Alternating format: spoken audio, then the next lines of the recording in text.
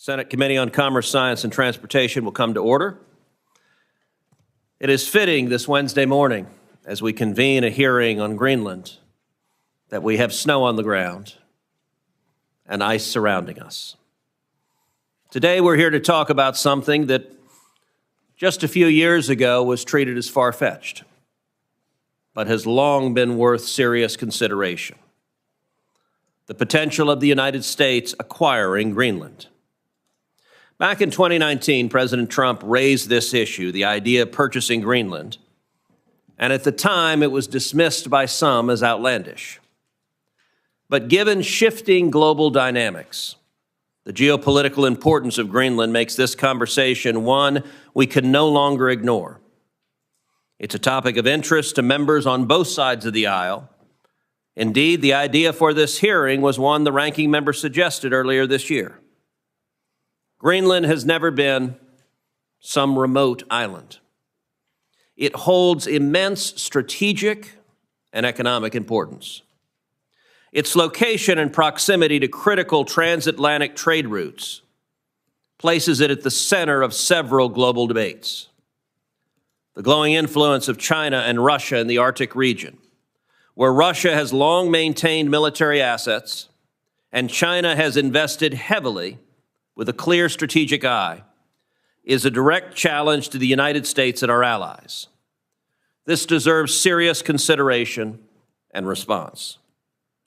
Greenland sits directly on the shortest flight path for intercontinental ballistic missiles traveling from Russia or the Middle East to the United States, making its positioning critical to our security.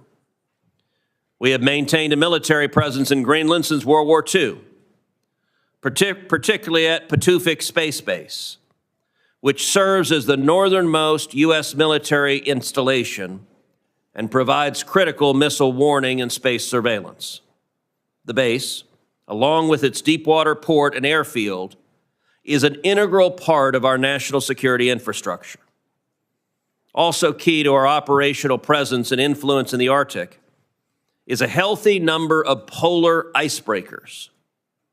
The U.S. built its last heavy icebreaker nearly 5 decades ago. Meanwhile, China has 4, and Russia has over 40, whose warships increasingly appear near Alaska. The only operational United States heavy icebreaker, the Polar Star, is 20 years beyond its service life. This is simply unacceptable. President Trump has highlighted the urgent need for a new fleet, and as chairman, I'm committed to ending Russian and Chinese icebreaker dominance, executing on this quickly, not waiting for years and years on piecemeal annual appropriations, is vital for our national security, the economic productivity of Alaska and the Arctic, and our national shipbuilding capacity at American shipyards like Keppel Anfels and Bollinger. But it's not just about defense. Greenland sits atop vast reserves of rare earth elements, materials critical for everything from technology to national defense. These elements are vital in the production of smartphones, military equipment, medical technologies, and much, much more. If the U.S. were to gain access to Greenland's resources, it could significantly reduce our dependence on foreign suppliers, particularly China, which currently operates a virtual monopoly on the rare earth market.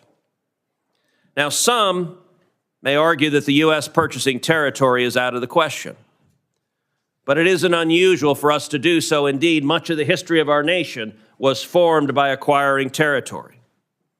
In 1803, President Thomas Jefferson negotiated the Louisiana Purchase with Napoleon, spending $15 million to purchase 828,000 square miles of land that ultimately became part of 14 states, many of which are represented on this committee today. From the Louisiana Purchase, we got portions of Arkansas, Iowa, Missouri, Oklahoma, Nebraska, Minnesota, Louisiana, New Mexico, the great state of Texas, North Dakota, South Dakota, Wyoming, Montana, and Colorado. Without the Louisiana Purchase, the United States would be a very, very different place than it is today.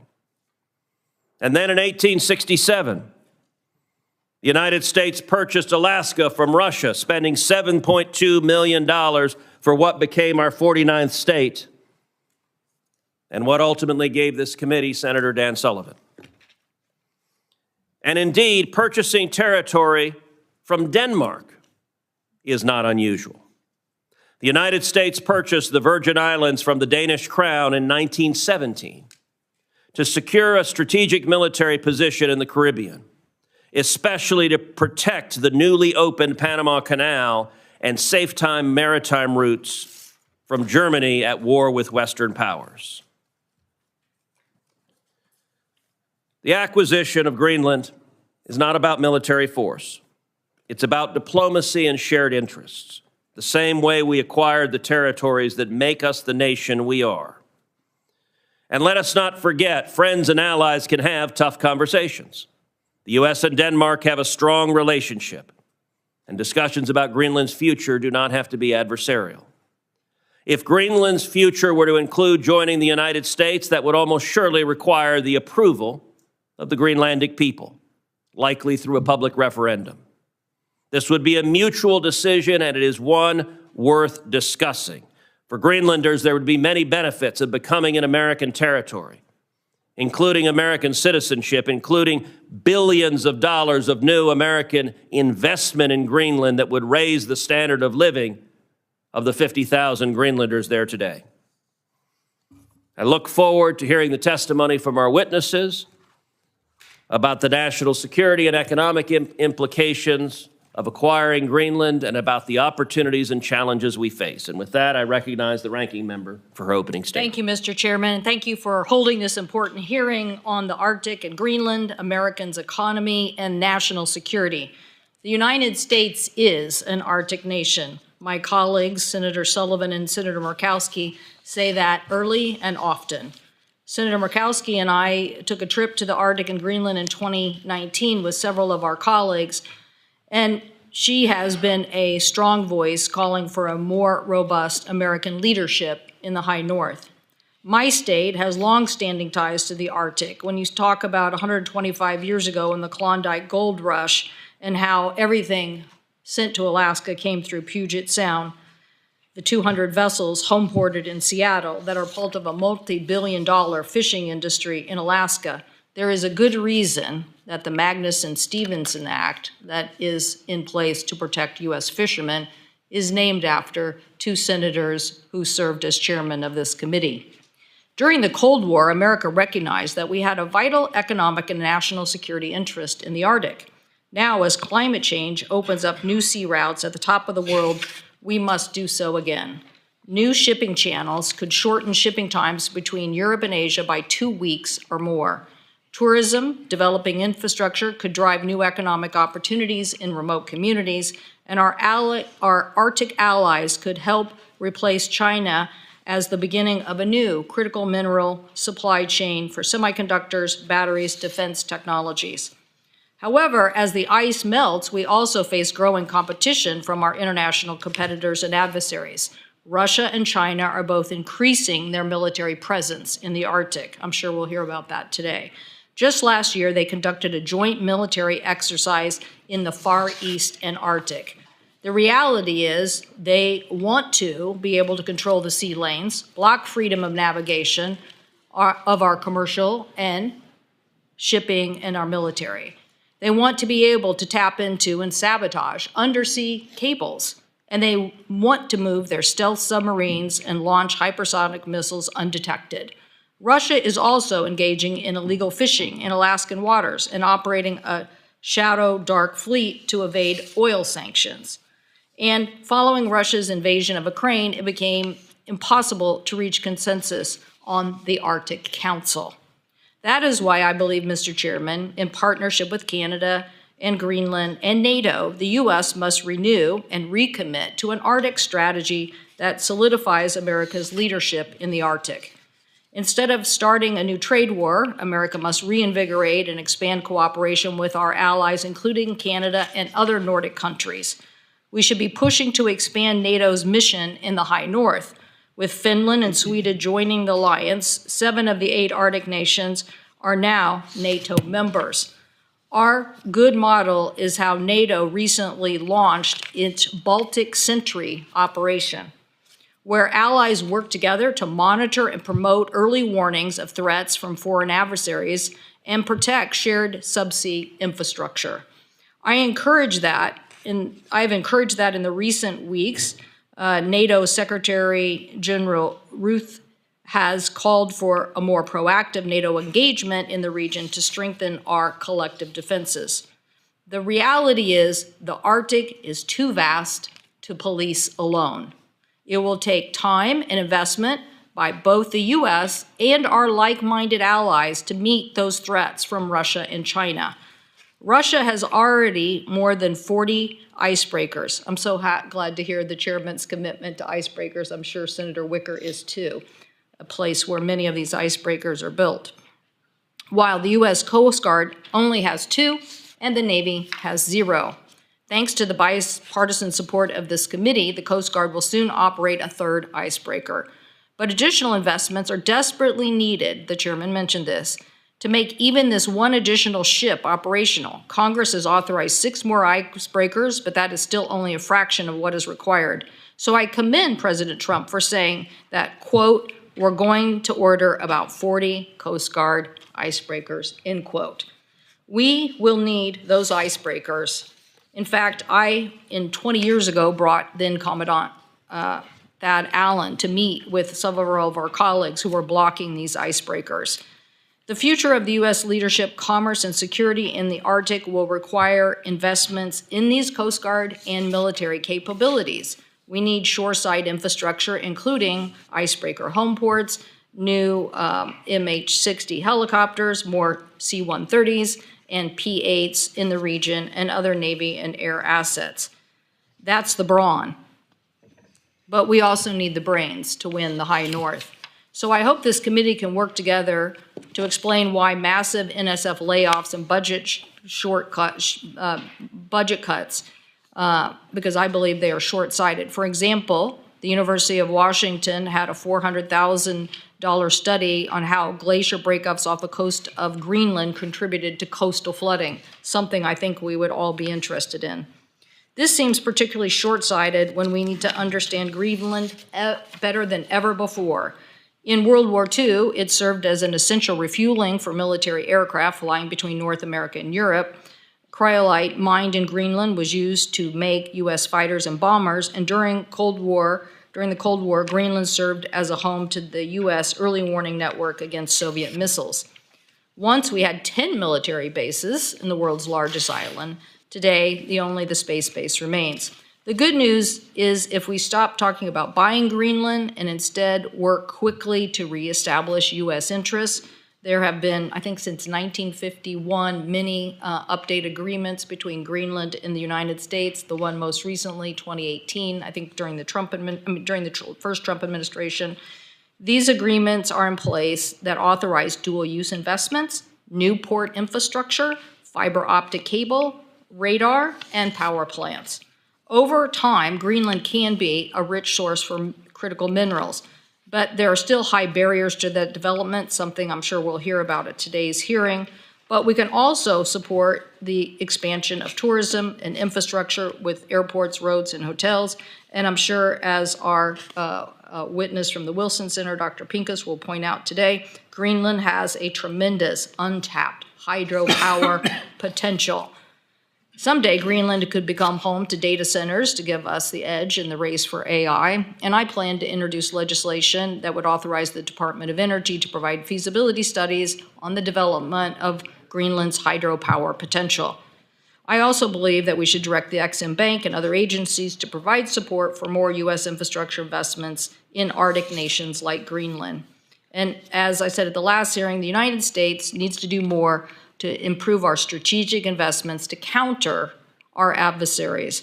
I believe cooperation is the best interest of the United States, and the Arctic is too vast to just police alone. Hopefully, these coalitions and collective defenses can help expedite the U.S. interest there and support the scientific research and national security.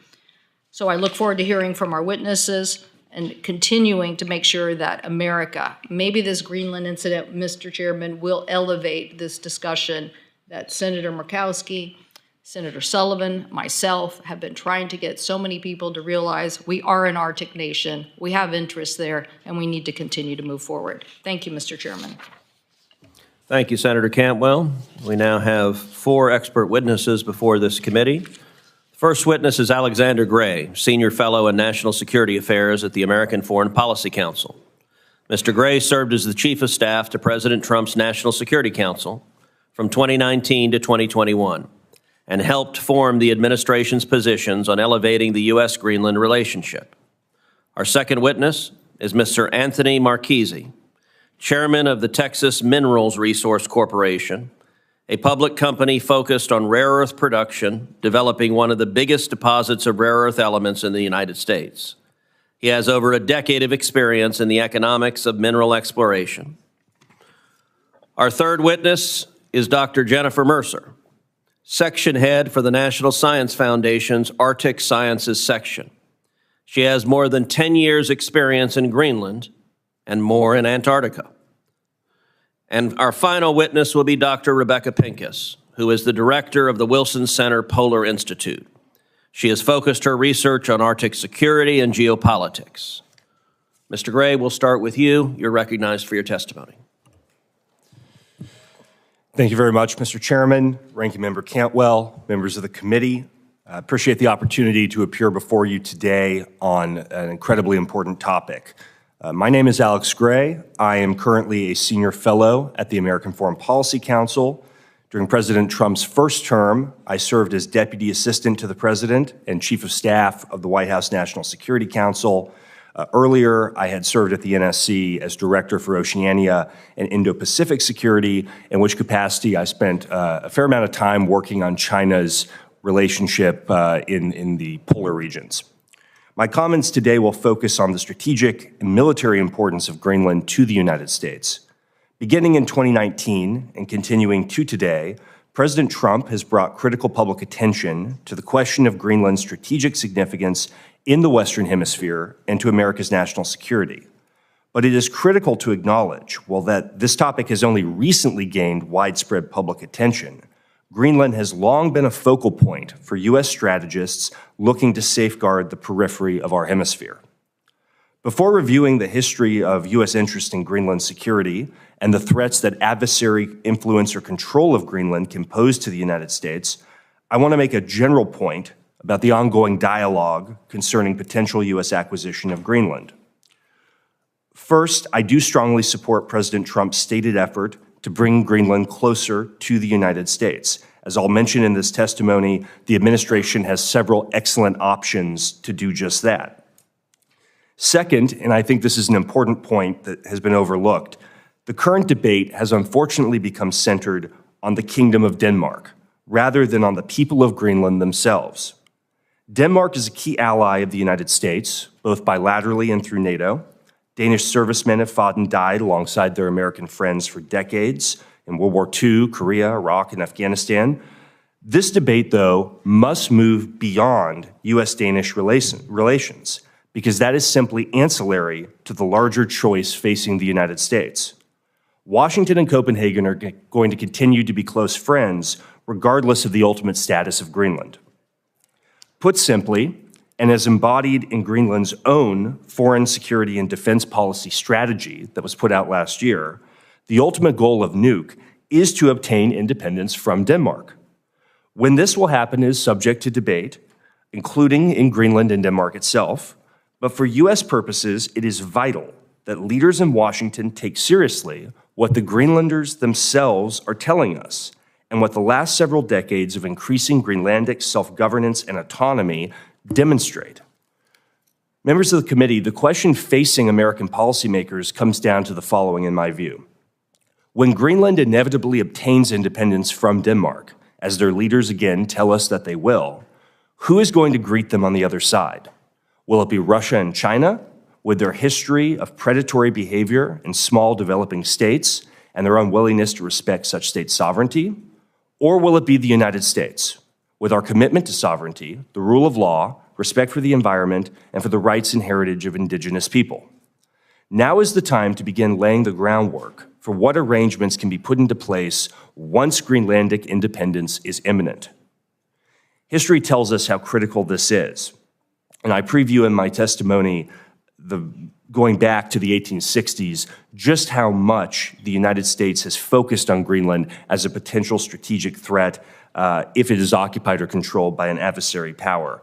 I would just highlight a couple things for these purposes. The U.S. actually occupied Greenland during World War II because it was so essential that we keep the Nazis from occupying it and being able to base U-boats from there or potentially to launch bombers against the east coast of the United States from Greenland. The United States has attempted to purchase Greenland at least 4 times, depending on how you count, starting in 1867 and as recently as 1955. Administrations of both parties, Harry Truman, Franklin Roosevelt, Dwight Eisenhower, all seriously considered bringing Greenland closer to the United States because the strategic logic is so clear. The island has 27,000 miles of coastline. At its shortest point, it's about 1,100 miles of flying time to the United States. Over the past several decades, foreign vessels have repeatedly arrived in Greenlandic waters without proper authorization or in violation of NATO protocols. In one instance, a Russian submarine actually showed up in Greenlandic waters and was discovered by accident. Unfortunately, our friends in Copenhagen have not devoted the defense resources necessary to ensure that Greenland and the coastline and the airspace is protected the way that it should be. As during the Cold War, the Greenland-Iceland-UK gap remains an area of considerable strategic concern for the United States as an area for submarine passage going to the east coast of the United States. And finally, the United States has significant interest in the space base at Bitufik, which obviously remains one of only 2 U.S. Arctic facilities one of only 2 U.S. Military bases in the Arctic at that altitude that would serve strategic space interests, and there is no redundancy if we were to lose one of them.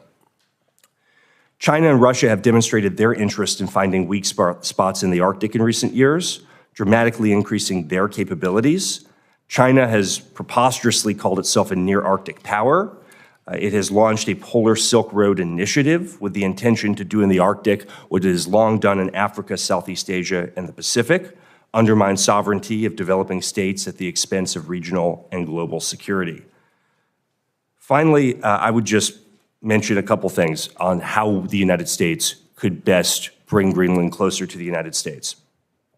We have a couple options. One, we could make Greenland a territory, an insular area. We have 14 insular areas in the United States: Guam, American Samoa, U.S. Virgin Islands, to name a few. That's certainly an option. They all have various levels of self-government. They have various levels, depending on Congress's intent, they have various levels of day-to-day autonomy. Alternatively, the United States could offer a compact of free association to Greenland, similar to what we have with the Marshall Islands, Micronesia, and Palau. This is, in my view, an excellent option, whereby sovereignty by Greenland would be maintained.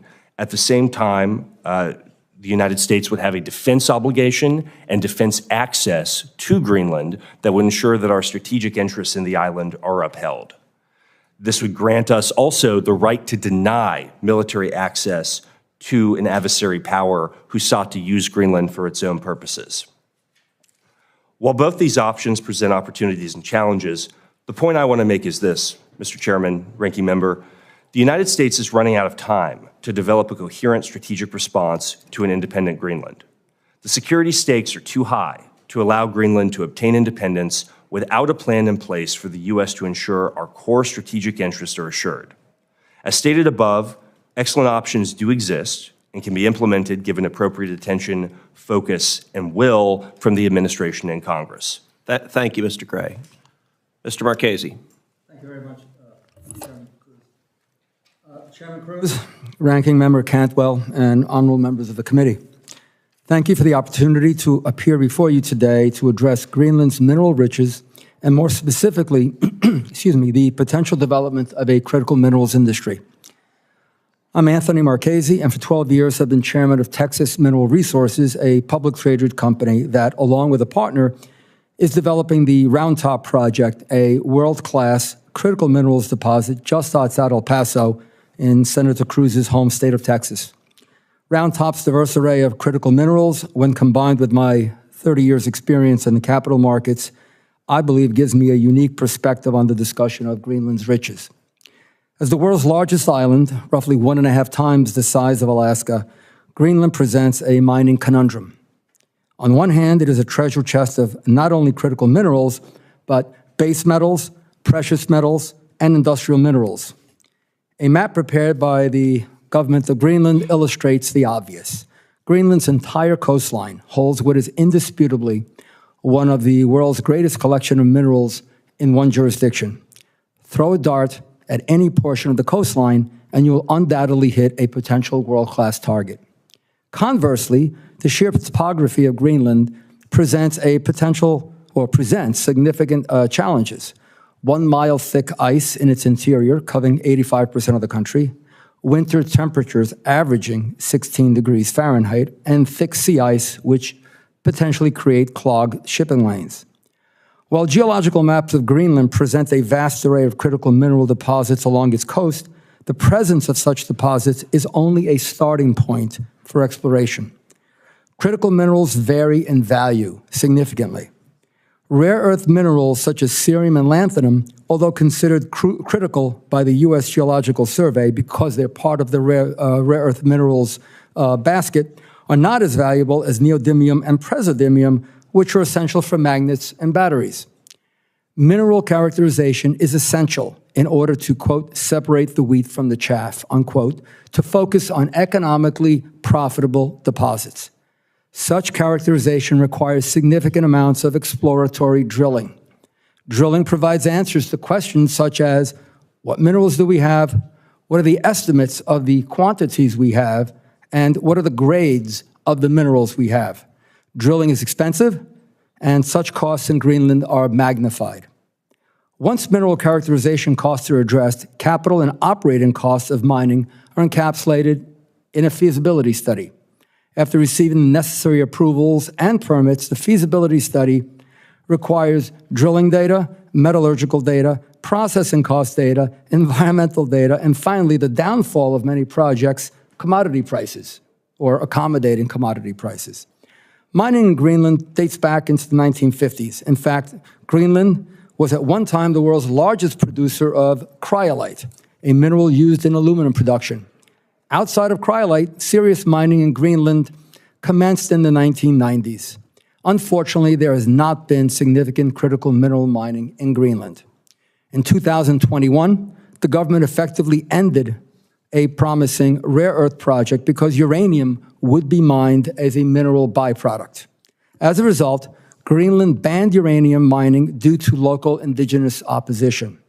Interestingly, a study sponsored by McGill University in Canada several years ago found that over 85% of the population surveyed favored mining, with the exception of radioactive materials. Without characterization, we do not know if future mineral deposits are accompanied by uranium, thereby potentially limiting development unless there are policy changes.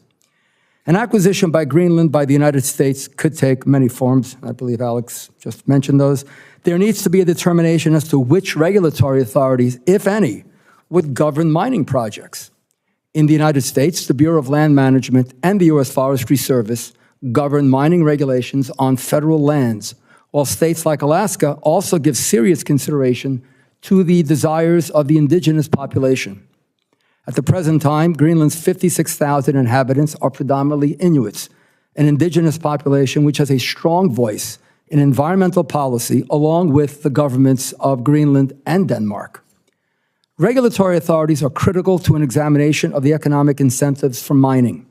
Characterization of mineral deposits is time-consuming and expensive, tantamount to venture capital investing. The USGS could provide government funding for such characterization to lessen the exploration risk for private industry. In this regard, it is imperative to remember that capital costs for Greenland projects are highly variable. Frigid winters create many restrictions, significant hurdles for timely project development. Lack of infrastructure such as roads, fuel, electricity, and housing exacerbate capital costs. Workforce needs would require the import of foreign labor, given that skilled mining labor is minimal in Greenland. Metallurgical expertise necessary to process mineral material would present further challenges, as such expertise is generally available primarily in Asia. Greenland's mining challenges would likely require the U.S. government to provide significant financial assistance in order to attract private capital, with funding needs required in both upstream and downstream development. Short-sightedly, current U.S. policy provides funding solely for downstream development, which has been a severe impediment to our own domestic production. In conclusion, mining in Greenland can likely attract capital by providing significant financial incentives, while simultaneously aligning local politics and environmental regulations in an effort to create a supportive investment climate for private industry. Thank you for your attention and interest, and I am pleased to answer any questions you may have. Thank you, Mr. Marchese. Dr. Mercer. Good morning, Chairman Cruz, Ranking Member Cantwell, and members of the committee. My name is Dr. Jennifer Mercer, and I'm the head of Arctic Sciences in the Office of Polar Programs at the U.S. National Science Foundation. Thank you for the opportunity to participate in today's hearing to share the important research and collaboration that NSF is facilitating in Greenland. NSF has an important mission of supporting the U.S. research enterprise and fostering U.S. STEM talent. NSF's support of research facilities also establishes a U.S. presence in the Arctic and demonstrates our capabilities as a nation and builds goodwill with other nations. This research is important in the polar regions where, as you know, Russia and China are increasingly seeking to extend their reach. I oversee both scientific research conducted in Greenland and the research infrastructure that enables research funded by NSF, other federal agencies, and by international partners that advances U.S. national interests. I was born and raised in South Dakota and completed my undergraduate studies there. After earning my PhD in New Hampshire, I was a researcher at the University of Wyoming before joining the federal government, first in the Department of Defense and then at NSF. The first time I deployed to Greenland was 15 years ago, bringing with me a decade of experience as a researcher in Antarctica. And I'm excited to share with the committee why Greenland is so important to the U.S. science and engineering research enterprise. The polar regions have a long history with both U.S. scientific research and defense operations. Greenland was strategic during World War II and the Cold War for the U.S. and its allies. It was the site of Camp Century, where the U.S. Army established an operational base under the ice. Efforts like this taught us a lot about ice sheets and snow mechanics and how to operate in these extreme environments, knowledge and methods that we still use today in both the Arctic and Antarctica. NSF has an established relationship with the government of Greenland, which has authority over research there. All of the research activities that NSF supports in Greenland are conducted consistent with Greenland law and regulations. NSF collaborates across the U.S. government with the Department of State and several Department of Defense services. NSF funds the research capabilities as well as research projects on the U.S. Coast Guard's icebreaker Healy, which visited Greenland last summer. NSF facilitates research logistics in the Arctic on a cost-reimbursable basis for NASA, NOAA, and other agencies that are supporting activities there. U.S. scientific research spans from the marine environment to the coastal villages and towns to the top of the Greenland ice sheet. Today, about 80% of Greenland is covered in ice, and at its thickest points, it is nearly 2 miles deep. It is a massive feature that is important for understanding variability in the Earth's land ice and is an ideal location to study atmospheric circulation. Research in the coastal waters is important for understanding marine ecosystems, ocean circulation, and the submarine environments which support fishing and vessel navigation. NSF awards support upwards of 300 people at 15 to 20 research locations throughout Greenland each year. NSF's main operational locations are the village of Gangalussuaq and the United States' Pituffik Space Base on the west coast, and Summit Station and Raven Camp on the Greenland ice sheet. Raven Camp serves as a training site for the New York Air National Guard's 109th Airlift Wing that operates the ski-equipped LC-130 aircraft fleet, the only fleet of its kind capable of landing large loads of cargo and fuel on skiways. The U.S. is the only country with this capability. The LC-130 is the backbone of transportation within Antarctica and on the Greenland ice sheet. Summit Station is the only high-altitude, high-latitude, inland year-round research station in the Arctic. Summit sits at a physical elevation of over 10,000 feet. It was established in 1989 as an ice drilling camp. Year-round operations began in 1997, focusing on continuous atmospheric sampling and measurements. NSF is currently in the process of designing new station infrastructure for Summit, and this will serve as a hallmark of U.S. scientific research in the Arctic. NSF has approximately 75 active awards to U.S. institutions for research in, around, and about Greenland. The Arctic contains distinct physical features that allow for unique research opportunities with practical impact. And these are just some highlights of the important scientific study happening in Greenland, where the U.S. is a leader and a collaborator in research. Thank you for the opportunity to testify today, and I look forward to your questions. Thank you, Dr. Mercer. Dr. Pincus.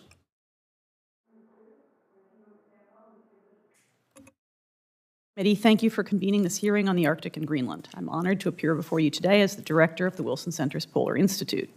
In keeping with the nonpartisan, policy-focused work of the Wilson Center, I offer the following comments on U.S. strategic interests in the Arctic and Greenland significance.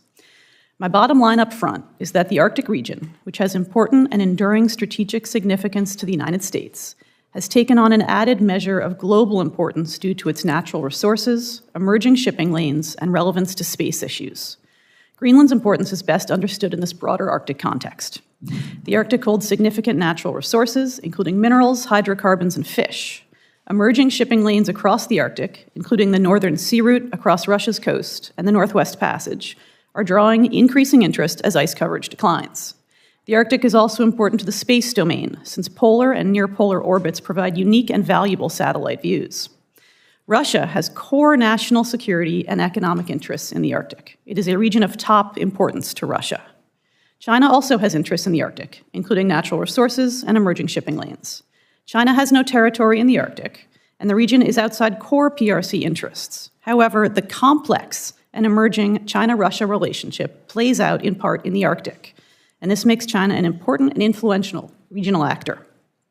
The U.S. established itself as the dominant polar power through significant effort and investment at the peak of the Cold War. Today, the effort that went into building U.S. leadership in the poles is at risk. The investments made in the 1970s are rusting away, and the U.S. faces a new and more complex global competition. Without a fresh wave of investment and attention, the U.S. will face severe limitations on its presence in the poles and could soon lose its dominant position. These weaknesses are apparent, and it is not surprising that U.S. competitors are leveraging the symbolic value of polar capabilities and operations to apply pressure on us. For example, China has leveraged its world-leading shipbuilding capacity to build a small fleet of research icebreakers, in contrast to the degraded condition of the U.S. polar icebreaker fleet. The Polar Star and the Healy were great ships in their day, but the Star is now 52, and the Healy is 28.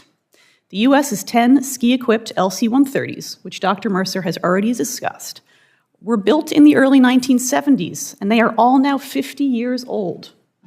These unique capabilities are approaching the end of their operational lives. Losing them would directly risk U.S. presence in the polar regions. When it comes to Greenland specifically, I would underscore that Greenland has enduring national security significance to the United States by virtue of its geographical position, and that Greenland's mineral resources have the potential to affect U.S. economic security. I would note that Greenland has other economic strengths that also merit consideration, and I'll offer a couple comments on each of those points. Greenland's long-standing importance to U.S. homeland defense and securing northern approaches is heightened by today's increasing activity by U.S. competitors and the prospect of increasing accessibility throughout the Arctic. The Batufix space base is a critical forward location to U.S. missile defense. Greenland provides the westernmost location for monitoring Russia's naval activities in the Arctic and North Atlantic. Other NATO allies are critical to this effort, and the U.S. enjoys strong defense relationships in and adjacent to the region. Denmark recently announced a $2 billion package of defense investments for Greenland, with a second tranche of investment to be announced this summer. Greenland has a rich endowment of minerals. As Mr. Marchese has discussed, most are as yet undeveloped due to several significant complicating factors. The foremost challenge is the harsh climate and lack of infrastructure, which significantly raise development costs. Greenland's enormous energy potential is often overlooked. The island has virtually unlimited hydropower around the ice sheet. Its hydro potential is very high quality and offers the potential to co-locate energy-intensive industrial facilities in the Icelandic model. The cold climate in Greenland would make data centers an obvious choice, although this would require a fast fiber connection to the United States, possibly via the planned Far North Fiber project between Japan and Ireland, or through Quintilian's planned expansion. A fiber connection to Greenland would enhance regional security through a dual-use benefit to communications capabilities, and it would tie Greenland closer to the United States. Tourism is another significant area for growth. Starting this summer, United Airlines will offer direct flights just over 4 hours long from Newark to Nuuk. With tourism arrivals expected to double in the face of significant limitations on hotel availability and other support infrastructure, there is both a tremendous economic opportunity as well as need for strategic investment and development planning. Many of the challenges and opportunities we see in Greenland are echoed across the North American Arctic, including in Alaska and the Canadian Arctic. I welcome the committee's attention to this problem set and its strategic implications. The Polar Institute stands ready to support Congress's efforts through our research and analysis. Thank you so much. Thank you to each of the witnesses for your very informative testimony. Senator Sheehy is going to be presiding over the Senate in a few minutes, so he has asked if he can go first, so I'm going to yield my time initially to him and recognize Senator Sheehy. Thank you, Chairman. Thanks, all of you, for your testimony. Very enlightening.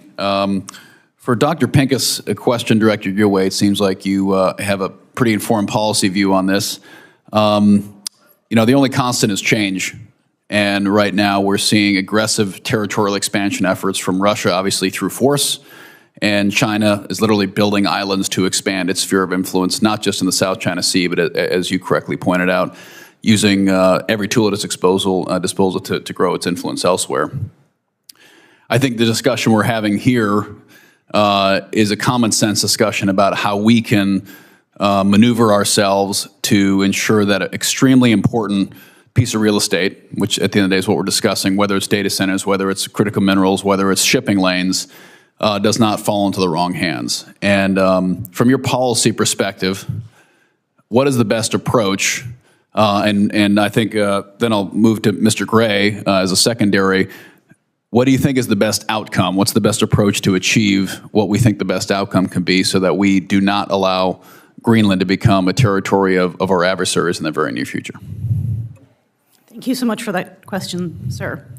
I would say that from a policy analysis perspective, which is my background, the U.S. has a range of policy options in Greenland. The choice among them entails a consideration of priority, risk, and cost. And the President and Congress will make those determinations and set policy. I do think that a thorough review of various scenarios and contingencies would be a worthwhile exercise to carefully review the range of possible scenarios for Greenland's futures and evaluate a set of options for the United States, again, along those parameters of priority, risk, and cost. We have heard that Greenland is in a global context in which we have options that span across the Pacific in terms of different approaches to our relationship with Greenland. So we have both a geographical span to consider here, as well as, I would say, an evolution over time. Greenland has been very important to the United States missile defense for decades. And so we have an enduring significance there as well. So I think thinking about sort of geographical span, risk over time, and then those questions of priority, risk, and cost would merit a very thorough review. I welcome this discussion here today, but I think a more in-depth analysis of the various options would give you better grounds for making those determinations. Thank you.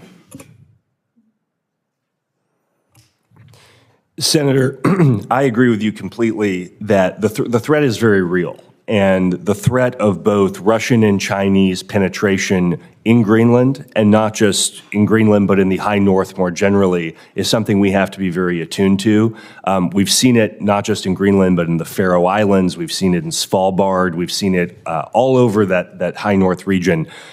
To me, the number one objective of the United States in Greenland has to be the same that it's been since the 1860s, which is to prevent, deny access and control to an adversary power who would use that space to threaten our homeland and our hemisphere. To me, the best way to do that, ideally, would be as an insular area of the United States, one of the 15th insular area that we have.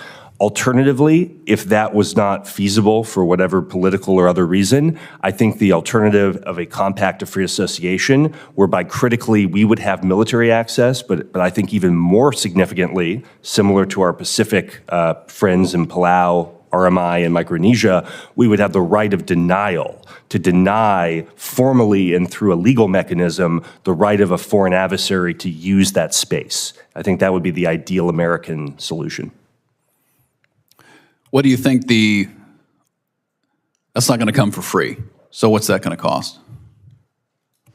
Well, I can tell you, sir, in the instance of Palau, Micronesia, Marshall Islands, it does cost development assistance. It costs, in Palau, we have a trust fund that we funded for decades. It is on the order of hundreds of billions of dollars. But I think, one, it solves a security dilemma that we have had for decades or centuries. And two, Mr. Marchese is much more eloquent on the natural resources side of this, but there are tremendous economic opportunities that I think can offset some of these costs if we do this strategically and thoughtfully. So I think I think there are ways to offset the cost, in short, Senator. Great. Thank you. Thank you. Ranking Member Cantwell. Thank you, Mr. Chairman. And again, thanks for holding the hearing. And Dr. Pincus, so Greenland is a NATO ally, correct? We have military relationships now that allows us to be there, and we have all these other relationships that we could take advantage of, both on minerals. To me, there's just a cheering section in Congress that wants us to understand the Arctic, and we've been yelling about it, I guess, or cheerleading for icebreakers for a long time, because it starts way over on our side of the country. Before you get to Greenland, we are seeing the intimidation, the activities of Russia and China as it relate to our fish, intimidation in our waters. And so for us, it doesn't start and end at Greenland. It is this issue you and others articulated of a melting ice that gives a Northwest Passage, that gives a whole new trend of interest. So, but when you think about what you mentioned, everything from, space to natural resources, what do you think is the most important thing we could do now to bolster that alliance? Is it a more broadened NATO agreement? Because with this Baltic Sentry operation where we're trying to stop what Russia is doing, is it some other capability right now on this communication issue? And then while I'm not against the mineral agreement or enhanced mineral agreement, it seems to me that the hydro relationship, given what Mr. Marchese said about the ice being this challenge, here ice is our friend, and ice is creating a ton of hydro.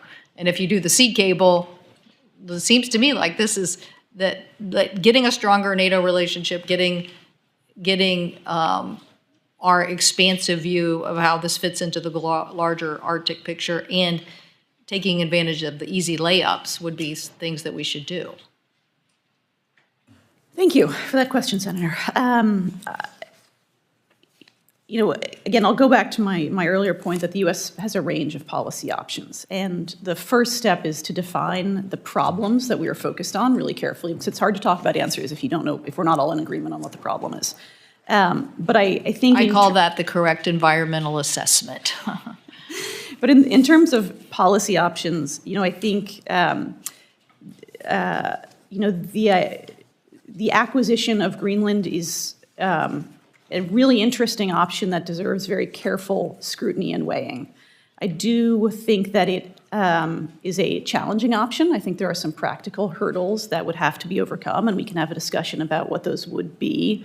I do think cost is an issue, but I think there are a range of options that, again, can be weighed against the problem, the risk we face, and our relative prioritization of it. And so if we put territorial expansion sort of at one end of the spectrum here, and then we can think about what might be smaller scale policy options that would be a less total solution, but might Okay, be— let me ask you something differently. Sorry. If we weren't discussing Greenland and what the president said, would you be arguing for a larger NATO relationship and a larger Arctic agreement between the United States and NATO allies? I think the NATO alliance is becoming more active in the Arctic region without that agreement. And NATO is a large alliance that moves fairly slowly. So it has taken some significant steps to be more active in the Arctic in the last few years, and that process has been balanced against the ongoing demands of the war in Ukraine. Well, you could say we were slow on icebreakers too. So this is this awareness issue of we're trying to get the whole country to understand this challenge. I will say that the U.S. and Denmark have a bilateral defense agreement for the defense of Greenland from 1951 that did not include Greenland. That agreement was expanded in 2004, the Igaluku Agreement, to better include Greenland's voice. But 2004 is 20 years ago, and Greenland has taken many steps towards independence since then. So a new, perhaps trilateral defense agreement that is responsive to U.S. security concerns, as well as the new political powers that have devolved to the Greenlandic government, I think is something that in the short term certainly could also deserve some attention. Thank you. Thank you, Mr. Chairman. Thank you, Senator Cantwell. Mr. Gray, if the United States were to go forward with attempting to acquire Greenland, it would likely require the active agreement of Denmark and also the vote of the people of Greenland that this was a mutually beneficial step. Let's focus initially on the first part. From the perspective of Denmark, what are the benefits to Denmark of considering this negotiation? Well, Senator, I would say Denmark has failed, unfortunately, to provide the type of security that the alliance, that NATO, that we all need in the Greenland region, in the Arctic, for a long time. So having a U.S. commitment to take on some of that security burden would be beneficial to Denmark based on their behavior to date. I know they've recently increased some defense spending relative to Greenland. That's great, but we have a pattern of decades of neglect. So I would think that would be to their benefit. Look, I think the larger question here, Senator, is Denmark is not going to have as a constituent part Greenland over the long term. And so to the Greenlanders have made that clear. So the question is, what is the security architecture that's going to be in place at that ultimate point of independence? And it's not in Denmark's interest, just as it's not in our interest, to have a vacuum that is filled by China and Russia. And that's why having some sort of discussion about what comes next is so critical. So if I'm understanding your testimony correctly, there are three principal benefits to Denmark of considering selling Greenland's territory to the United States. The first is that their existing defense obligations put significant costs on Denmark, costs that are a real burden to the government of Denmark and the people of Denmark. The second is if the United States were to shoulder the cost of providing that defense of Denmark would also significantly increase the defense defense of Greenland, rather, would also significantly increase the defense and security of Denmark, and limiting the role of Russia and China in the Arctic also inures to the defense benefits of Denmark. But number three, and this is an important point you made, we are seeing a growing independence movement in Greenland. If Denmark were to negotiate today with the Trump administration to sell the territory of Greenland to the United States, it would presumably be able to negotiate some substantial sum of money. That's how we purchased the Louisiana Purchase, that's how we purchased the Virgin Islands, that's how we purchased Alaska. If Denmark does nothing and Greenland declares independence, then rather than getting some substantial sum of money, Denmark gets nothing. Is that a fair summary?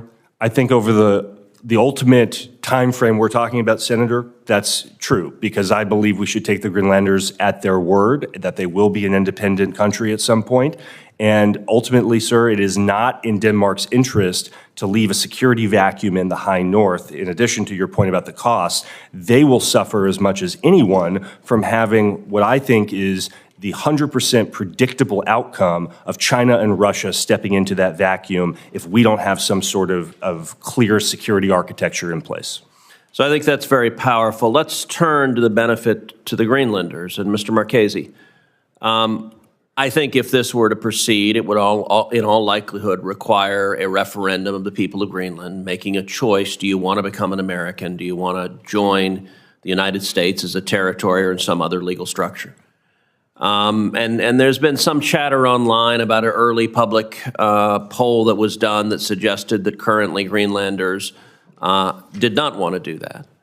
That does not strike me as terribly probative, given that this is the very beginning of a discussion, and any referendum would be made with the Greenlanders assessing, what do we get for it? What's our benefit? How are our lives better off?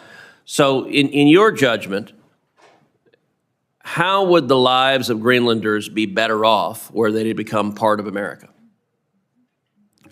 Senator, I mentioned in my testimony that McGill University had done a survey of the population, and they were for mining. So I believe part of it is the recognition that were the United States to come in, more than likely, they would provide some form of financial assistance to allow private companies to come in and mine.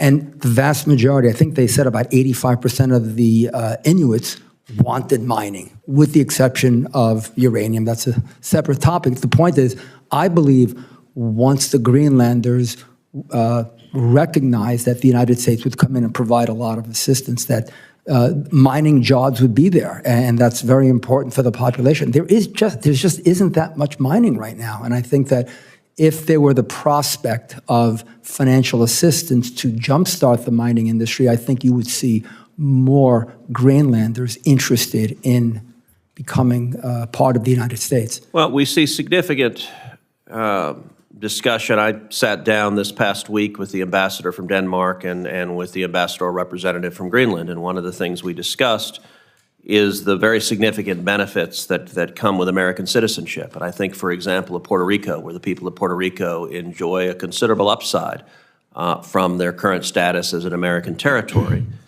And were Greenland to agree to this acquisition, the Greenlanders would get the invaluable asset of American citizenship, but also would benefit from billions of dollars of additional investment in Greenland to develop those rare earth minerals, the vast resources they have that are not currently being developed. Tell us, how would the investment increase, and how would that benefit Greenland and America if Greenland's status were to change such that it were part of the United States?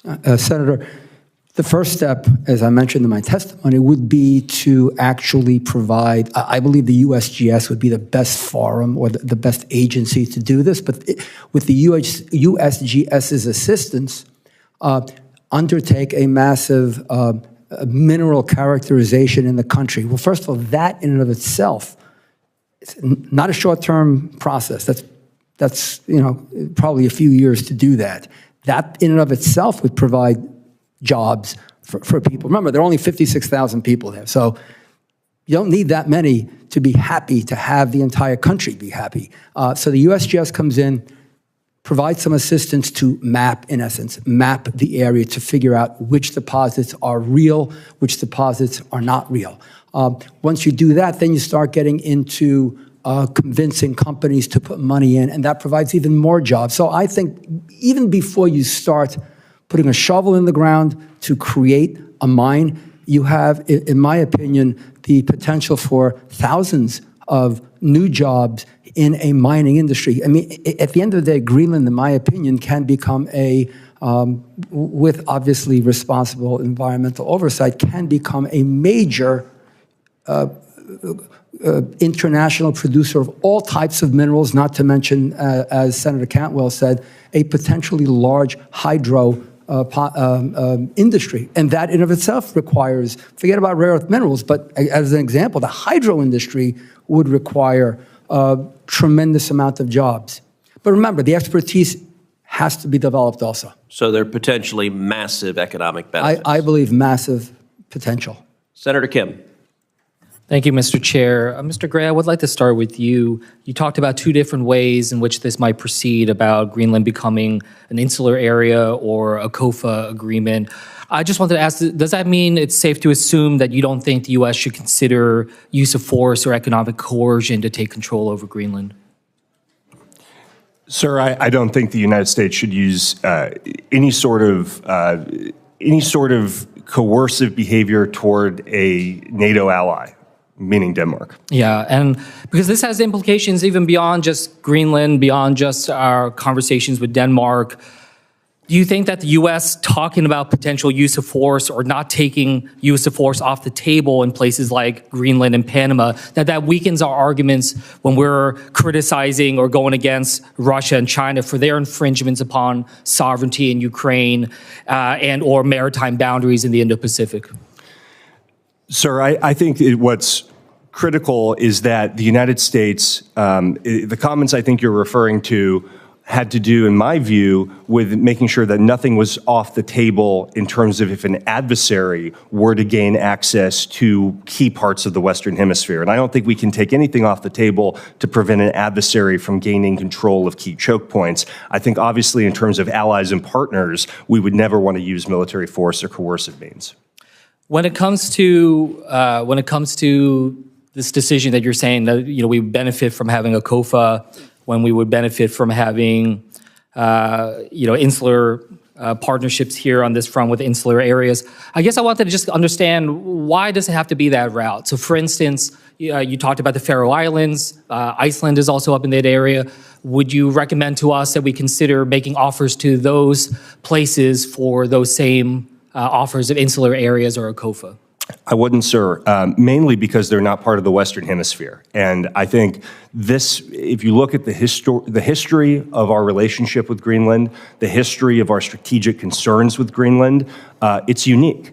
And it really is, if you go back and look at the history of the United States in the World War I period, when we were negotiating with Denmark to retain, to purchase the Virgin Islands, one of the things that we did at that same period was we actually waived the Monroe Doctrine, one of the few times we've ever done this, and told the Danes that we had no objection to them gaining additional political control over Greenland, which wasn't fully established at the time, as part of our larger negotiations over purchase of the Virgin Islands. So this is clearly within the framework of the Monroe Doctrine, of hemispheric defense, of kind of traditional U.S. strategic conceptions of the outer perimeter of our hemisphere. I think this is very different from some of the examples you mentioned. Well, I think Faroe Islands, Iceland, closer to the United States than Micronesia, Palau, other places where you said that we have COFA agreements to. I don't understand the difference.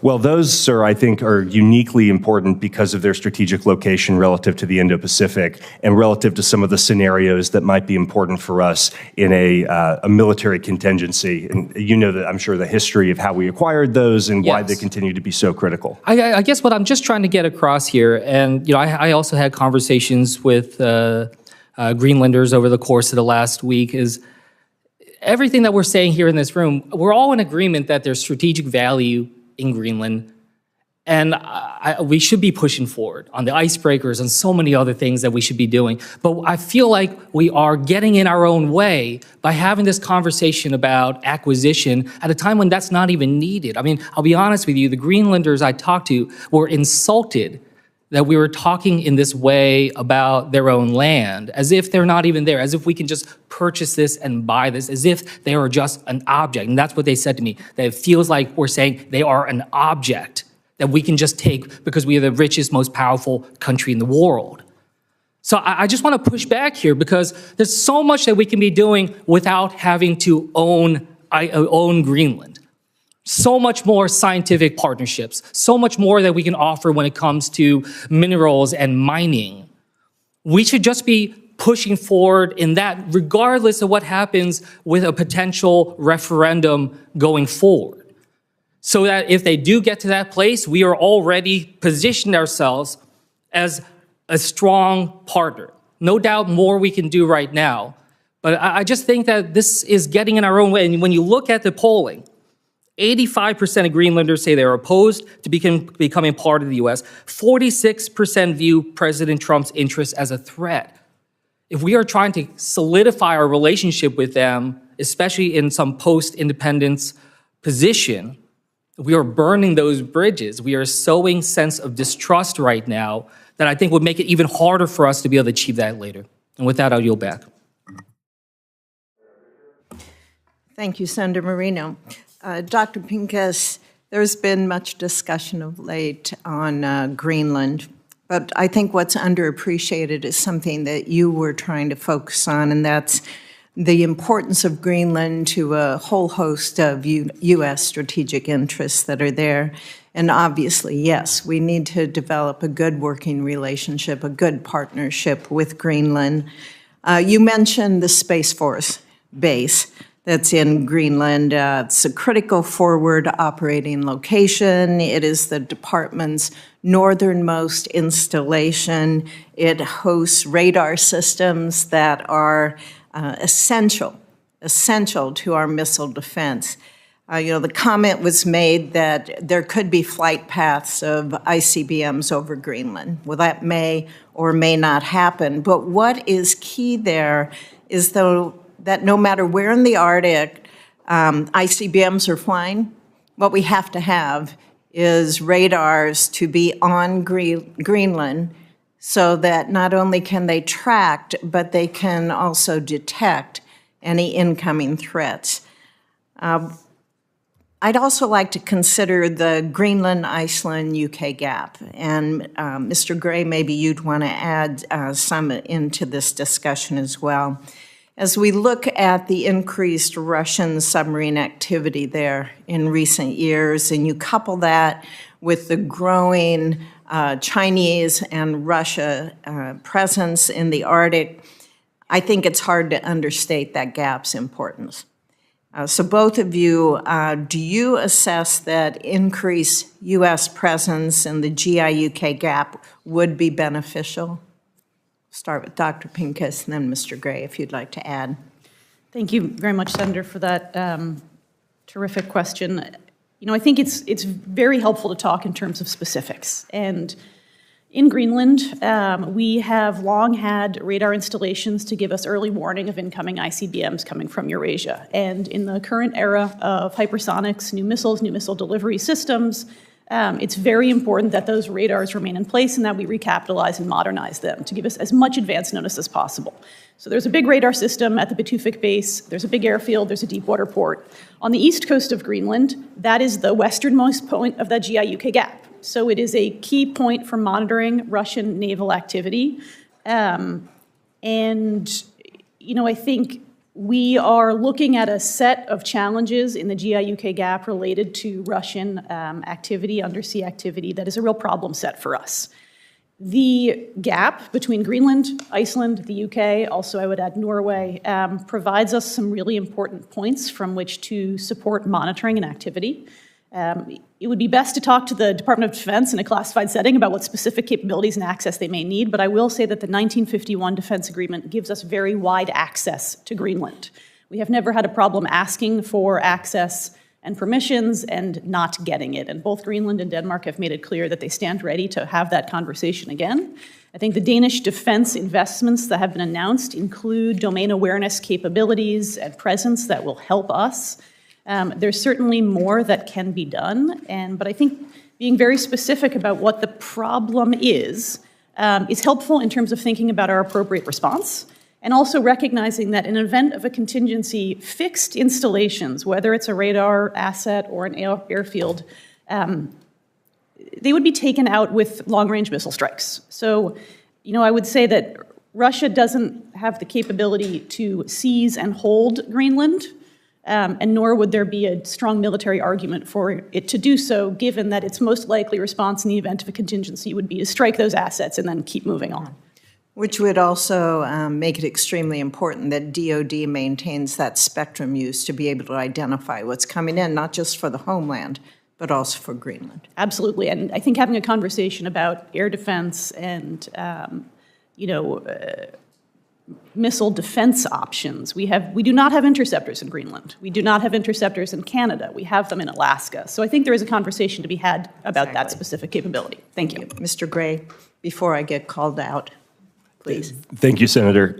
So many of our concerns strategically about Greenland, going back to the 40s, have been about the GI-UK gap. And it's been a concern across multiple great power competitors.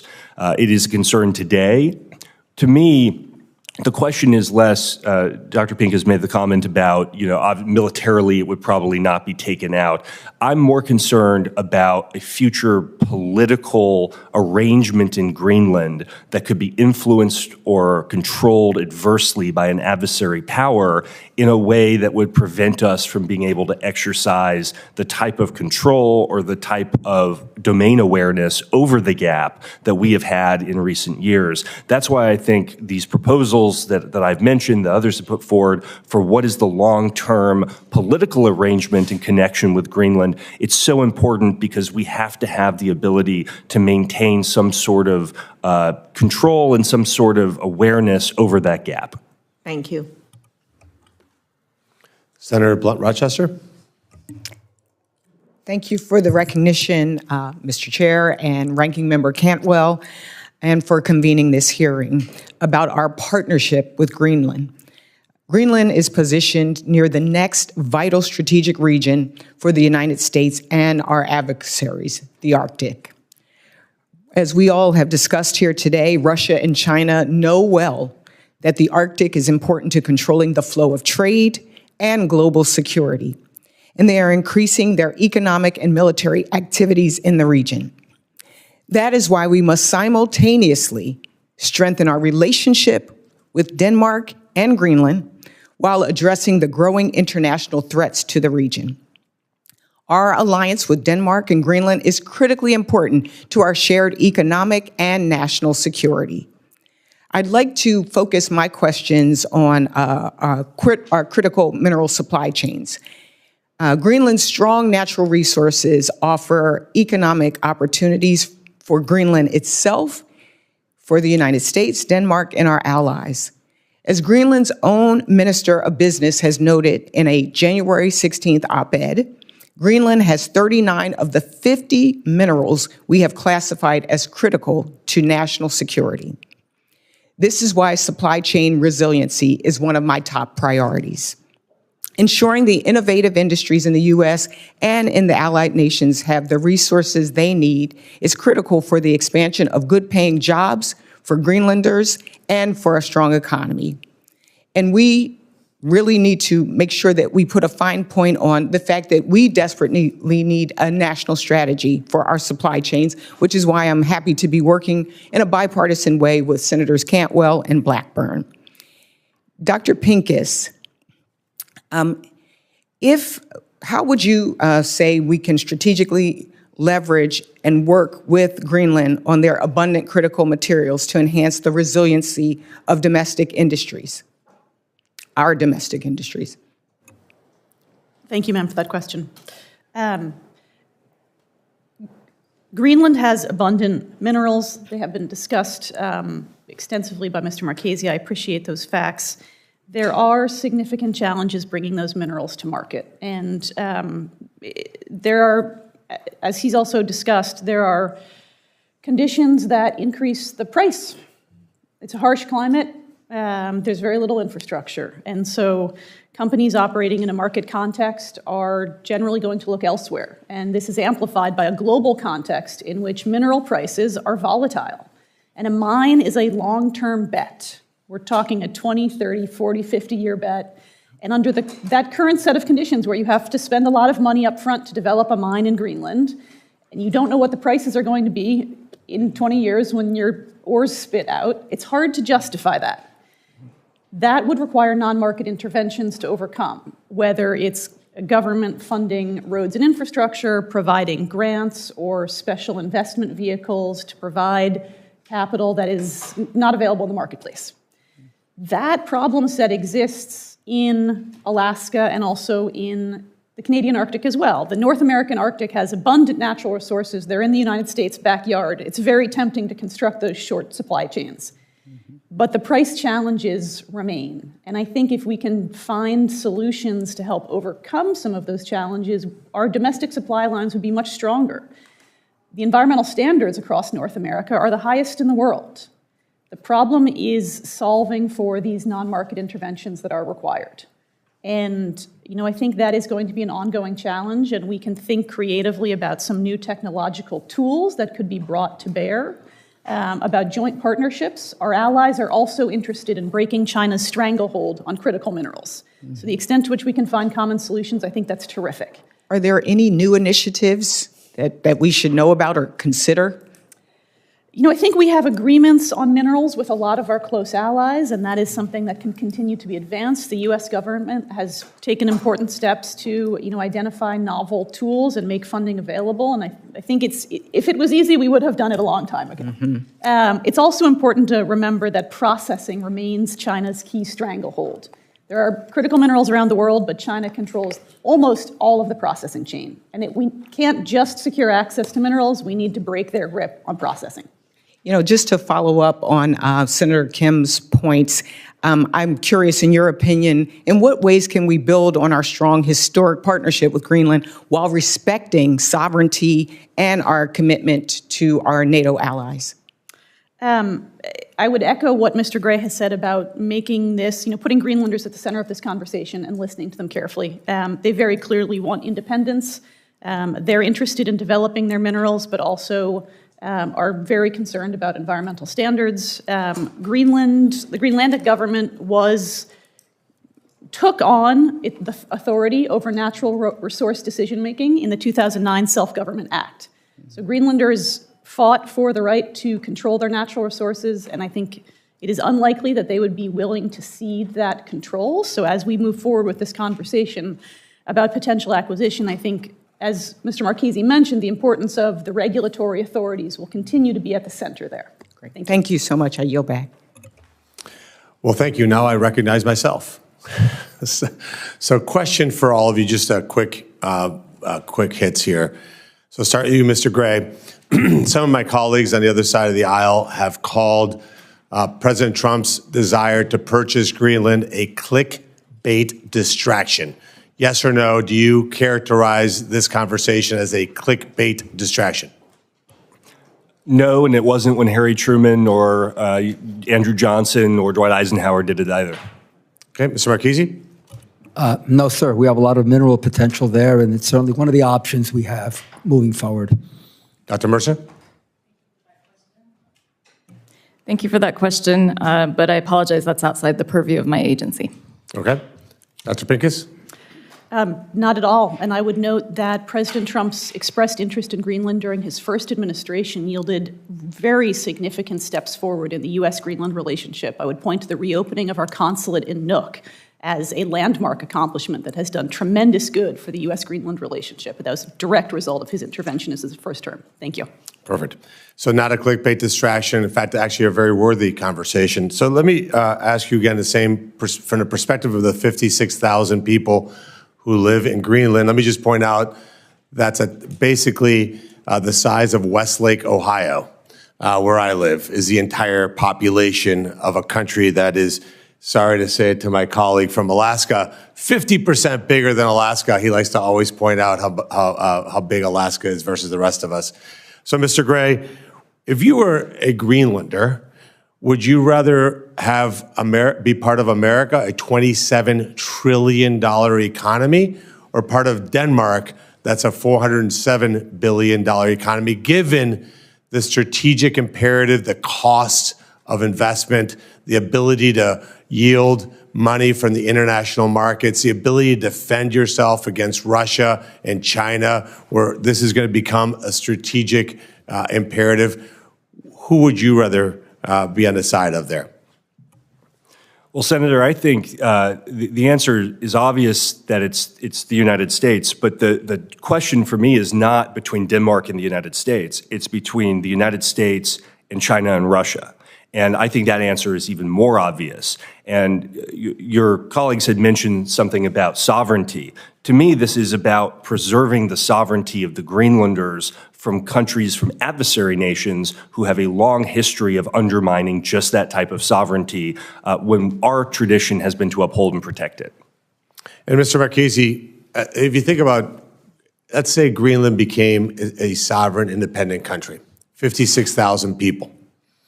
How would it possibly be able to afford the kind of infrastructure improvements, mining operations, and the ability to provide for its own people as an island, literally and figuratively, financially?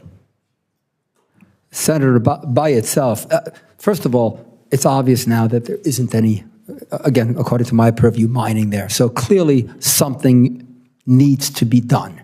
I believe that part of the problem is the way this is being, I hate to use the word sold to the public. I don't think we're emphasizing enough of the benefits that the Greenlanders would get, specifically jobs. I mean, I believe when people say 85% are against it, I think part of the perception is it's a land grab and we're just going to impose our will upon them, versus trying to soften the image by saying, guys, and women, we're going to be giving you high-quality jobs. Mining jobs pay significantly more than average wages across the board. So I would be trying to emphasize the economic benefits to the population, because I don't believe that message has gotten through. But it is clear that without some form of U.S. intervention, that the Greenlanders by themselves just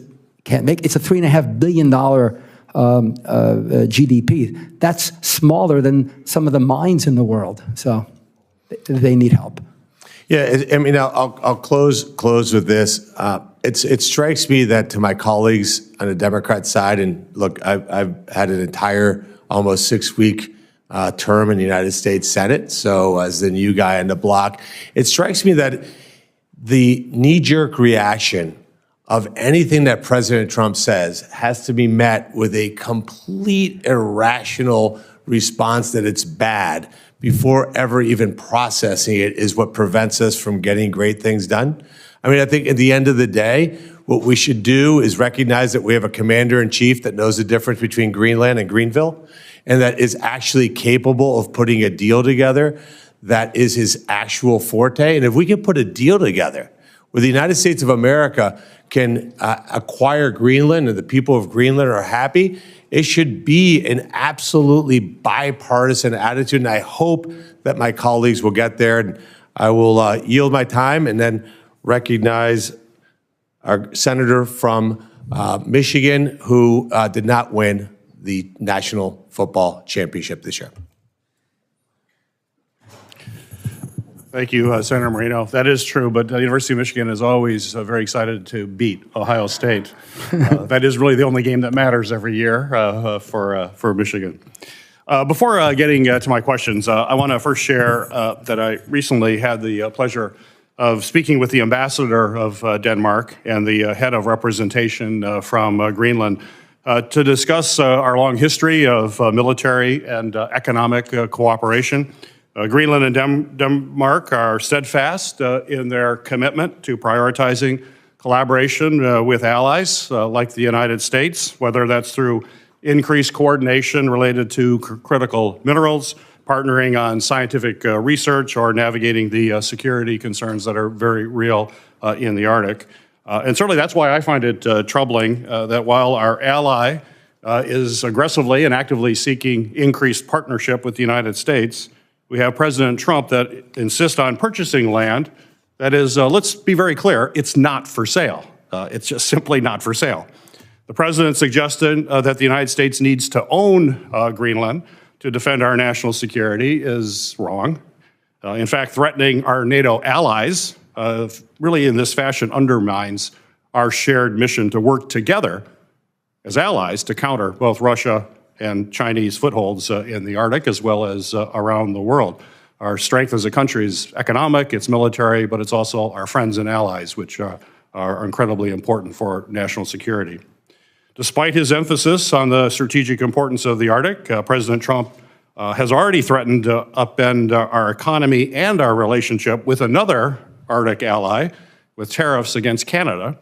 And in recent events with the proposed tariffs, Canada did give commitments that they had already agreed to. Let's be clear, the Canadians already agreed to do the things that Donald Trump threatened and then said, oh, I'll release the tariffs, even though we just got what Canada has already done in terms of investing in enhanced border security, something I feel passionate about.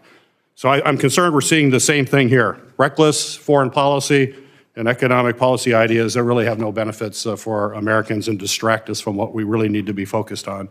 So I'm disappointed that today we have to address another ill-advised Trump administration move against an ally instead of focusing on improving our strategic coordination against those who do not share our values or our goals. So with that, I have a few questions. First off, Dr. Pincus, Michigan certainly knows the importance of maintaining our Coast Guard's ice-breaking fleet. Great Lakes icebreakers are designed to extend the operating season in Great Lakes ports, and they keep our shipping lanes open throughout a longer season than would otherwise happen. As we've discussed today, the rapidly changing Arctic landscape marked by melting ice and increased accessibility means that icebreakers are going to play an even more pivotal role to maintain shipping in the Arctic. So my question for you is, given the growing competition from our adversaries, not our allies, our adversaries in the Arctic, what challenges do you believe we need to overcome to increase our icebreaker fleet? Thank you, Senator, for that question. We have significant challenges with U.S. icebreaking. Our fleet is at perhaps its lowest historical point, and that is a weakness that is being exploited by our adversaries. We see Chinese icebreakers in the Arctic every year now, and I don't think that's a surprise. I will say that the challenges we face with regards to icebreaking are not unique to icebreakers. They are symptomatic of the broader problems plaguing U.S. shipbuilding as a whole. The Wilson Center has undertaken extensive stakeholder consultation on these issues. What we have heard is basically this: government is a bad partner to do business with. The industry in the U.S. and beyond faces a list of challenges: availability and stability of funding for shipbuilding, competition for skilled labor. It is hard to build an icebreaker. It takes unique welding expertise, for example, and inefficient trade barriers. Government clients are risk avoidant and let perfection be the enemy of progress.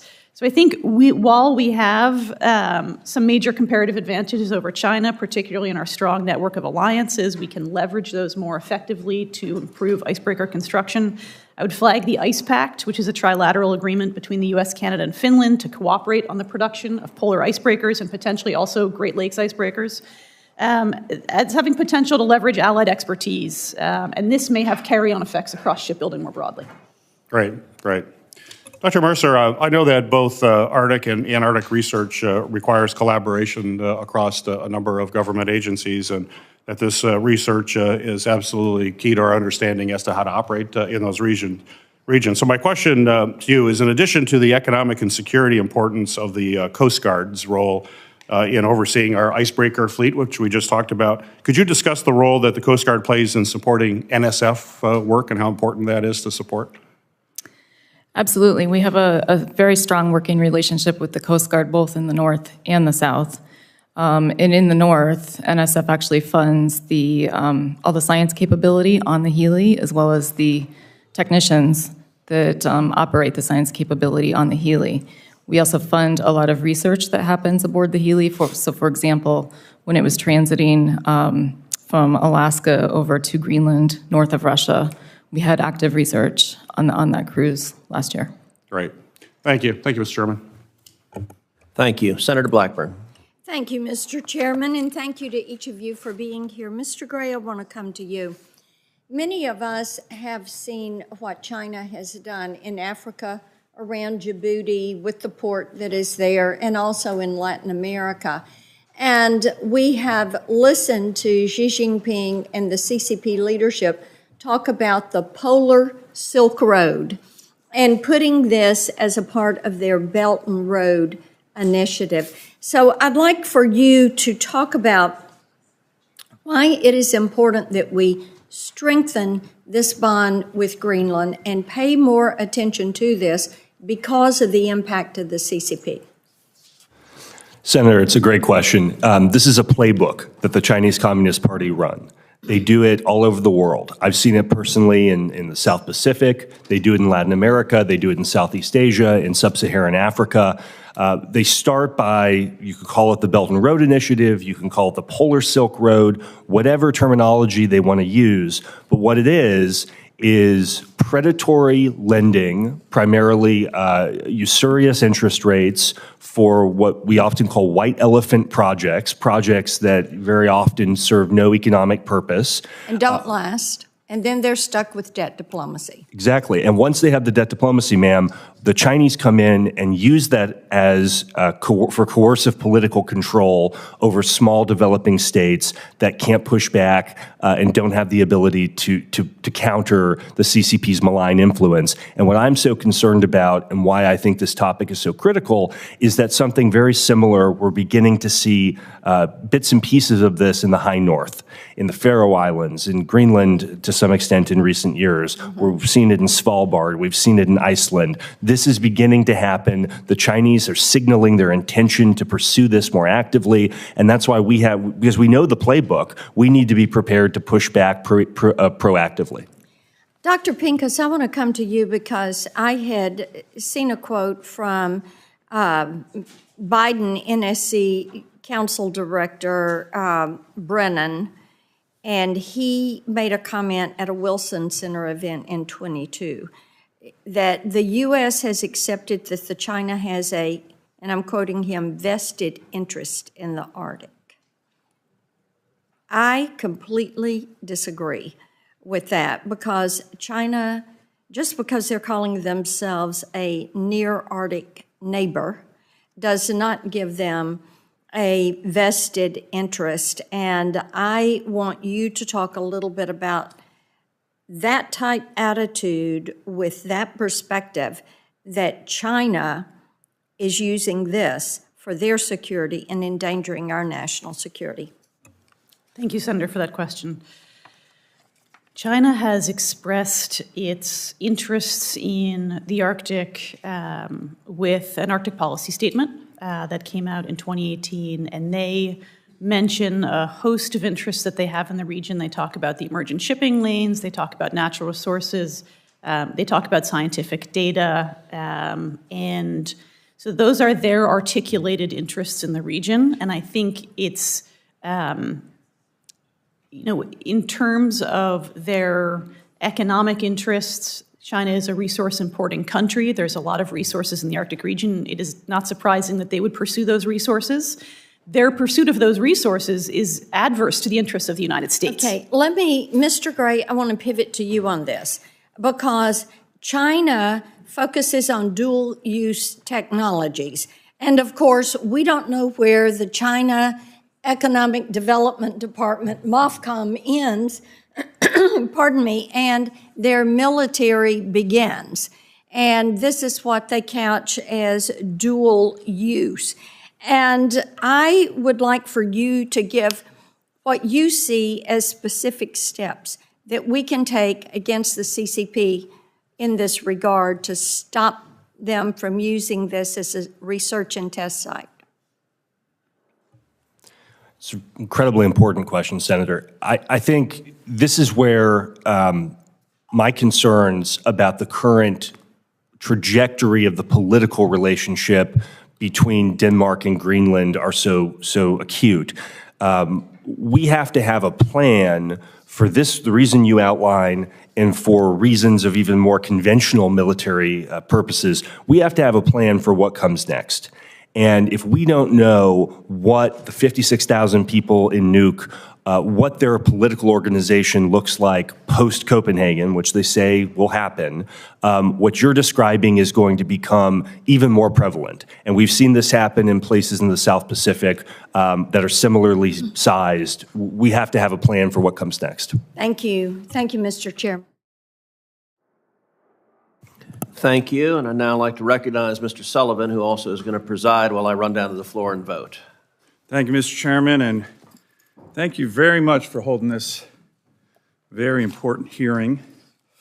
You know, the Arctic issues are something that, as the senator representing the only Arctic state in the country, I care deeply about, so appreciate the chairman focusing on this. You know, I want to first mention, I think the idea of the president looking to purchase Greenland has already been mentioned by a number of the panelists.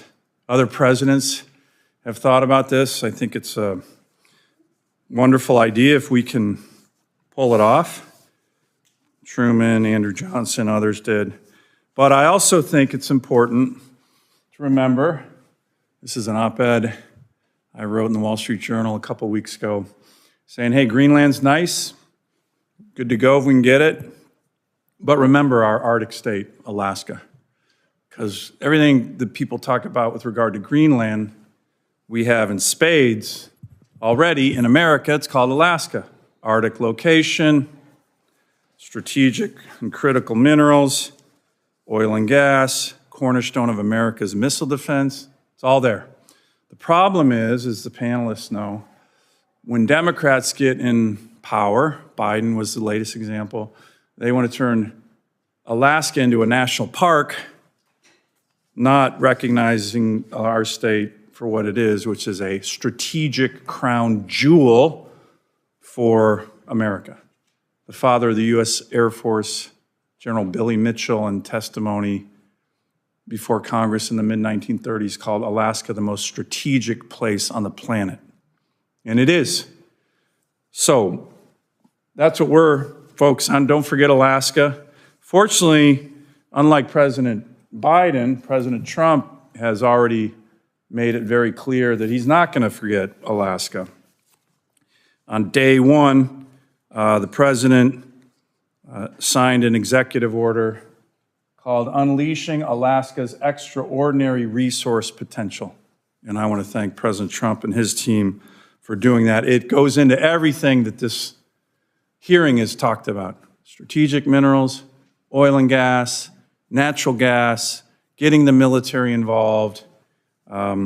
We just introduced my legislation called the Iron Dome Act, which is all about missile defense. Alaska is the cornerstone of our country's missile defense, and we can build that out even better. So appreciate what President Trump is already doing on Alaska. But it's not as if our adversaries don't recognize the strategic importance of Alaska or the Arctic. Next slide. This is what doesn't make a lot of news in the lower 48. In the last 3 years, we have had an enormous amount of Russian incursions into our airspace, America's airspace, Alaska's, AIDA's, naval incursions into our EEZ, and just in the past year, these are some depictions of this. This is another slide we have. This gives you all the Russian, Chinese joint strategic bomber incursions into our AIDAs, and very disturbingly, Joint Naval Task Force into our EEZ. So our adversaries clearly understand the Arctic. Can you put that other one slide up there? Just the one you had before, Scott. Yeah, perfect. So that's a wind-up to a question I want to ask the panelists. Mr. Gray, why don't we start with you? Given this, right, how important is America's Arctic? I've been talking to Secretary Hegseth, President, others, and Alaska, not just for missile defense, but to push back on what is clearly happening. We had a meeting on what we're going to be doing on the border, a lot of discussion with the President's team on the northern border. This is the northern border, and our adversaries are all over it. And in my view, what we need is a lot more infrastructure, a lot more military, a lot more missile defense, a lot more unleashing Alaska's critical minerals, oil and gas, and we couldn't have a better partner right now with President Trump. In the contrast between him and President Biden, who wanted to make my state a national park, he issued 70 executive orders, 70, singularly focused on Alaska to shut us down. President Trump's wiped that out. But what's your sense on how we need to respond to this in America's Arctic, which is Alaska, and the potential that Greenland could add to this, because that's the other part of the Arctic, not the Alaska part of the Arctic? Senator, it's incredibly important.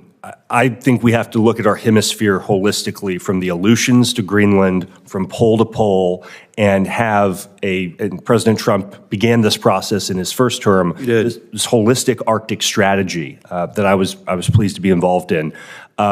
We have to, from a military standpoint, we've talked about icebreakers, but we have to— By the way, just real quick on icebreakers, Russia has 54, some of which are nuclear, many of which are weaponized. We have 2, and 1 is broken.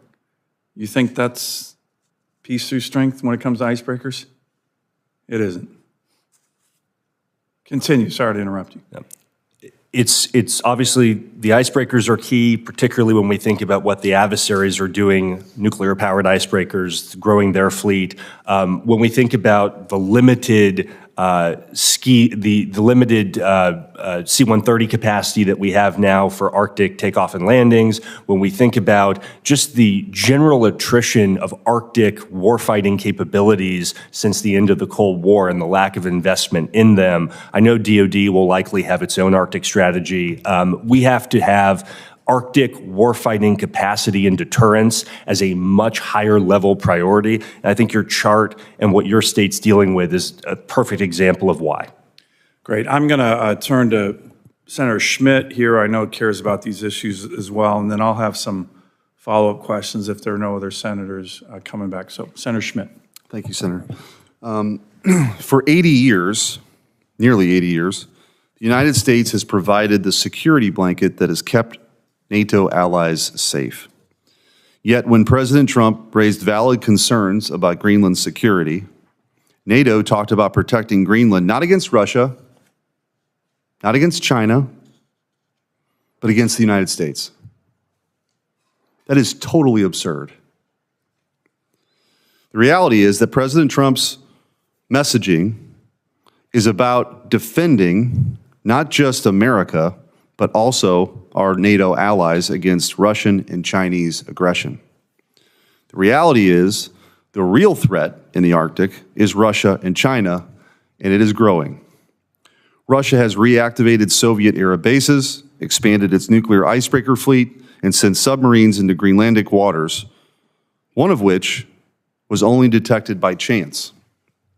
China, despite being 900 miles away, calls itself a near-Arctic state and is using its polar Silk Road to expand its influence over Greenland's infrastructure. Despite these mounting threats, Denmark has failed to provide adequate security for Greenland. The island's 27,000 miles of coastline remain largely unmonitored, and foreign vessels repeatedly enter its waters unchecked. The U.S. cannot afford to sit back while others neglect these responsibilities.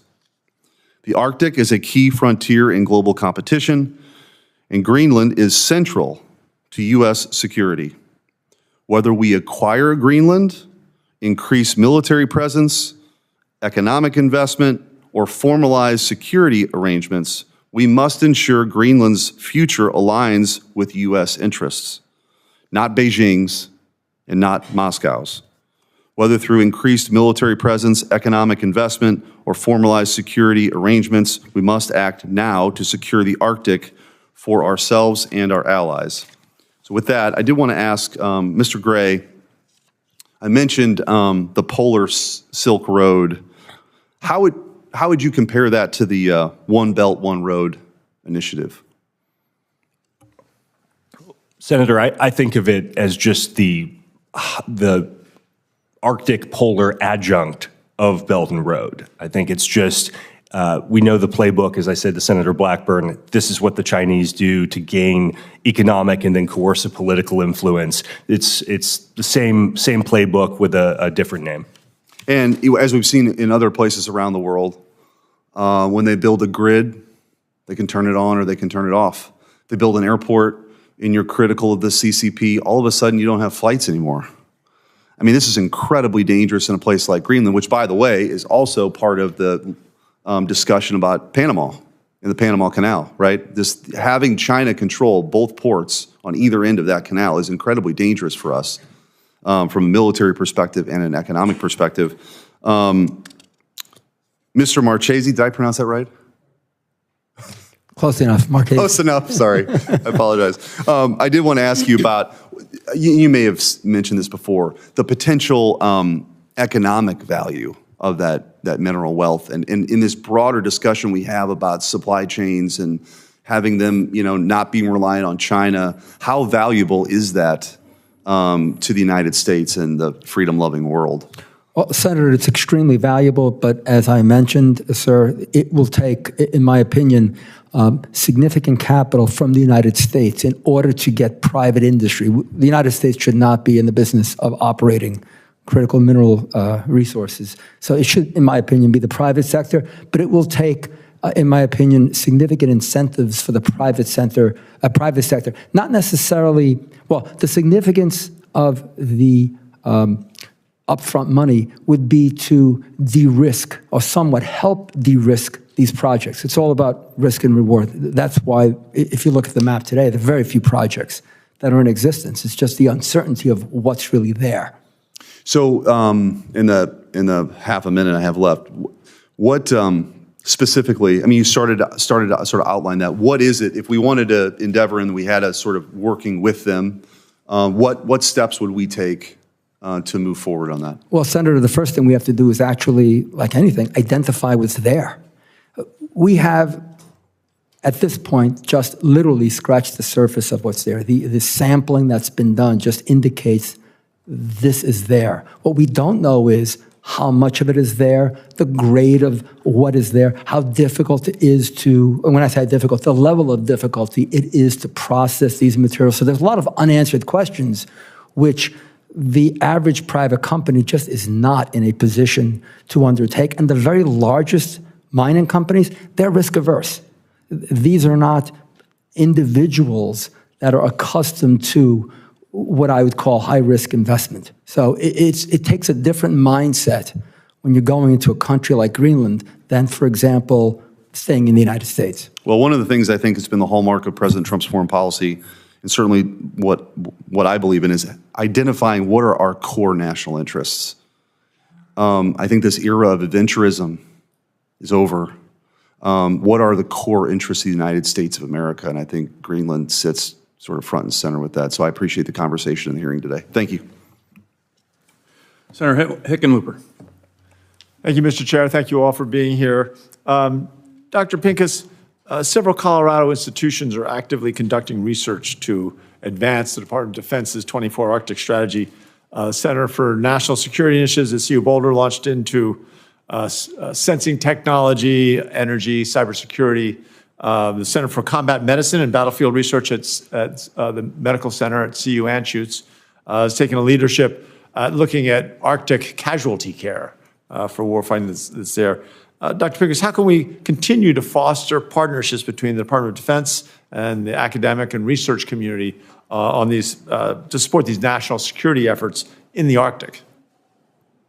Thank you, Senator, for that question, and I appreciate you flagging the strong connections and support between the Department of Defense and our research and academic institutions, which has played out particularly in the polar regions. Both the Arctic and Antarctica have long been places where there's been close cooperation between U.S. science institutes and the U.S. military, and that has redounded to the benefit of the United States. We have world-leading scientific capacities. We have a technology-based economy, and that comes out of decades of support for basic science and research, and also, all of the tech spin-offs that come out of that. And so I think, you've listed a couple of examples of research efforts that are likely to provide economic benefits as well as military advantages.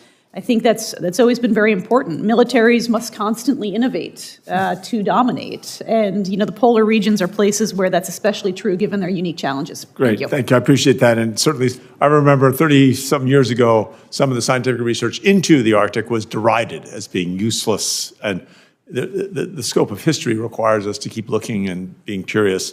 I had a friend who was a geologist who cross-country skied across Greenland in 1985. It's pretty flat, at least until you get to the coast. Dr. Mukasey, obviously we talked about the critical and rare earth minerals that are at Greenland. However, as you've mentioned, they're mostly locked in the ice. The cold weather and winter mining, you really can't do it too much in the winter there, it's so cold. The U.S., one of our great advantages against China and Russia has always been our allies, our network of alliances and partners, many of whom have extensive mining experience. Canada, Canada obviously has a lot of experience in coal mining, Japan, seafloor mining. How might the new critical mineral mining ventures in Greenland benefit from that shared expertise? Good question, Senator. Unfortunately, most of the downstream, which is the processing capabilities in the world, are located in Southeast Asia, and specifically China. China prohibits their researchers and professionals from doing this in other countries. So even if Greenland, in an alternative universe, if the United States said, hey, we want your help, they wouldn't give it to us just because it's prohibited. There is expertise in Africa.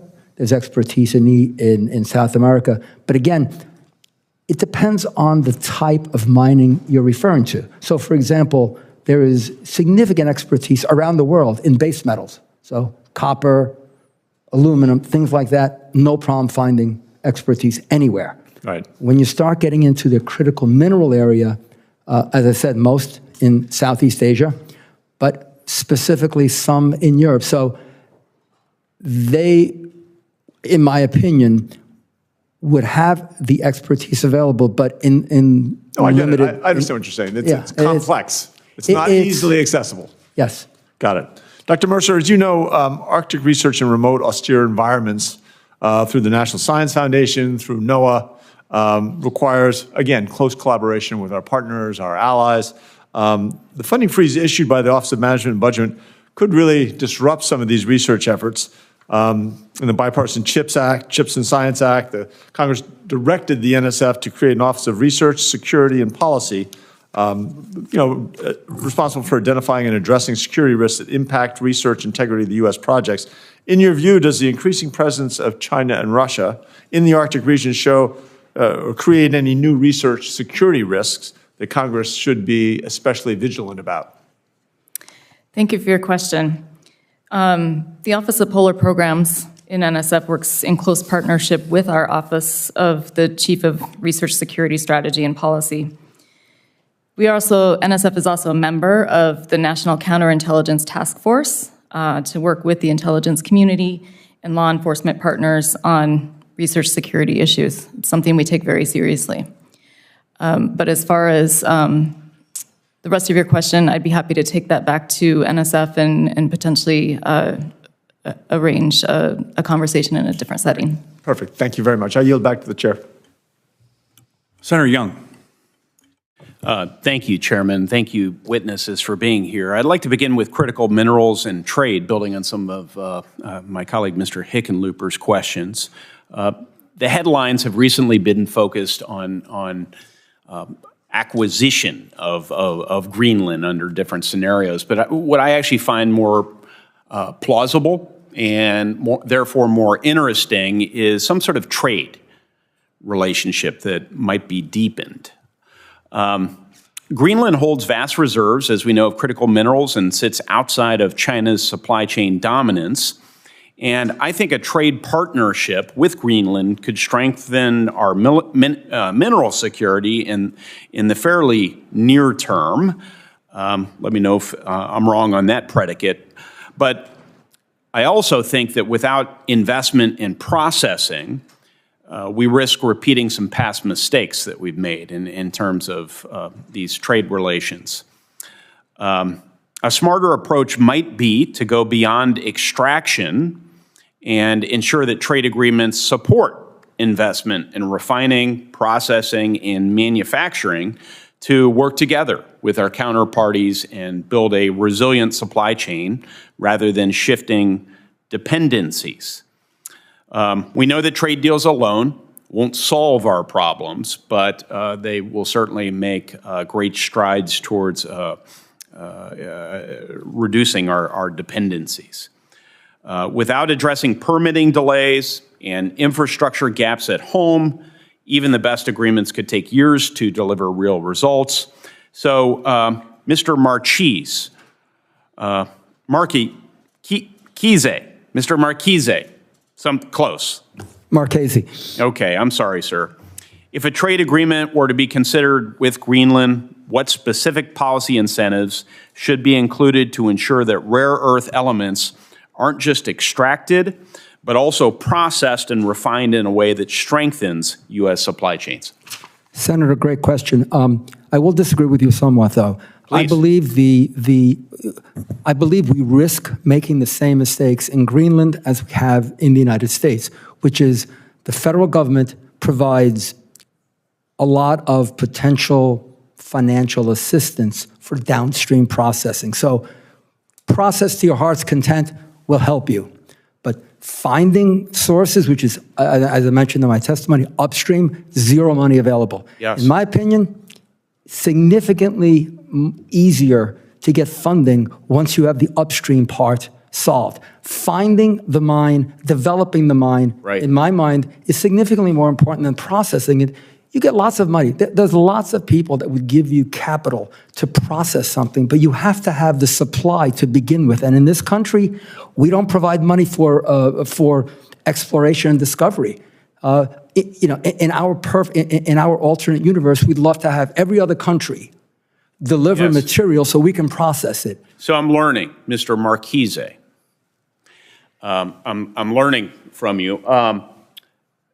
You're familiar with some of the solutions that are offered here on the Hill. One has been to, and this has been spearheaded by Senator Cornyn, to work with our friends around the world and our U.S. Geological Service to identify where all the mineral reserves are, and then do our best to project out into the future demands for those various minerals and processing capacity, and just kind of map all this stuff out.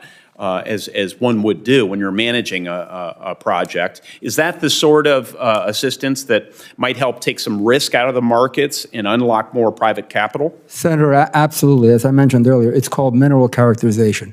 We absolutely need to do that first in order to allow a private company, and mostly smaller companies, as I said, larger companies are risk averse. Yes. They'll pay you handsomely to buy something from you once you've developed it for them, but we're not at that point. So we need smaller, typically the smaller companies are going to be coming in to do this type of exploration. They just don't have the capital, to undertake these. So yes, in my opinion. Maybe that paired with something I was alluding to, again, I'm not suggesting that all would be sufficient, but collectively, would that be constructive towards reducing our dependency? Senator, yes. As long as we had upstream as well as downstream funding, I think we're on the right track. Very helpful. Thank you. If I could just ask one more question related to ice breaking. Mr. Gray, can you describe how our lack of multiple functional icebreakers affects our influence in the Arctic region, just for my constituents? Yes. Well, Senator, it just limits our capacity to go where we need to go when we need to go. It limits deterrence, it limits presence, it limits our ability to have domain awareness of critical sea lanes, and it cedes the key seaways to adversaries who are making those investments, China and Russia, who are building the world's largest icebreaker fleets, including nuclear icebreakers. And not just military. It doesn't just cede the military playing field to them. It cedes the commercial. Is that accurate? It does. And what I would say, though, on the Chinese particularly, I think the commercial is oftentimes a predicate for future military activity, and that they're intricately linked in the Chinese context. As Mr. Mahan said they would be. Absolutely. Linked. Right. Okay, Chairman, thank you. Senator Klobuchar. Thank you. Thank you, all of you, for being here. I just want to point out again that Denmark and Greenland have made clear that Greenland is not for sale. And this hearing thus on the acquisition of Greenland and the problems it's causing with our allies seems strange to me when we just got the report that the inflation is going up, and I think we should be more focused on those things, but I'm happy to dive in. Being from a state that has a lot of snow and having been to Greenland, I'd love to talk about this. As my Republican colleague, Senator Murkowski of Alaska, said in a joint statement with a member of the Danish Parliament, the future does not require us to redraw the borders on the map, but to work harder than ever to cross them. Dr. Pincus, do you agree that strengthening our alliances advance U.S. strategic objectives in the region? Thank you, Senator, for that question. I would say that from a policy analytic perspective, the U.S. has clearly defined national interests in Greenland and across the Arctic, and we have identified some challenges and some problems that we are turning our attention to.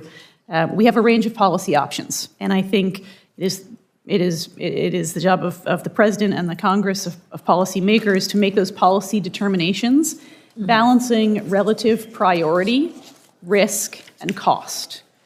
So again, with regards to Greenland, we have a range of options, and there's a spectrum in there. And I think at the lower cost, a sort of lower hurdle part of that spectrum, I would put diplomatic arrangements, treaties, defense agreements. Okay. Thank you. I'm concerned about the freezing, since we're talking about freezing lands, freezing of federal grants and assistance that can seriously harm our global competitive advantage, including in the Arctic.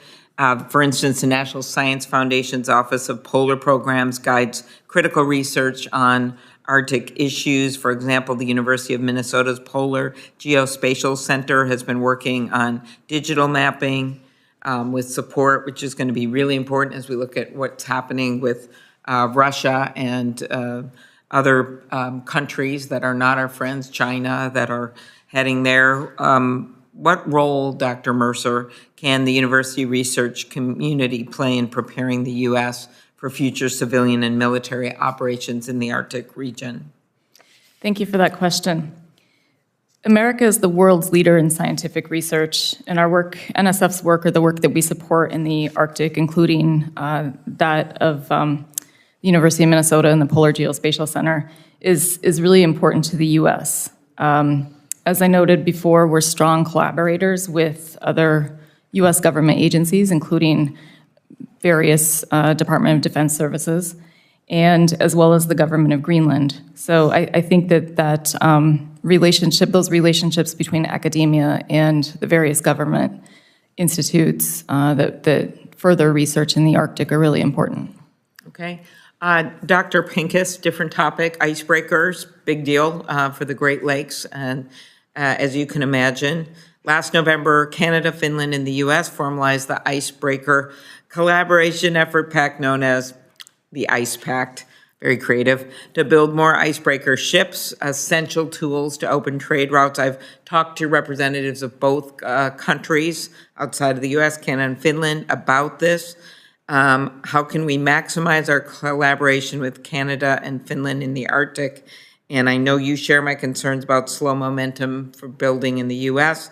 What can more be done to boost the domestic manufacturing? So first question on Finland, Canada. Second one is what we can do here besides getting more icebreakers in conjunction with them. And maybe that's the answer. So, thank you, ma'am. I appreciate that.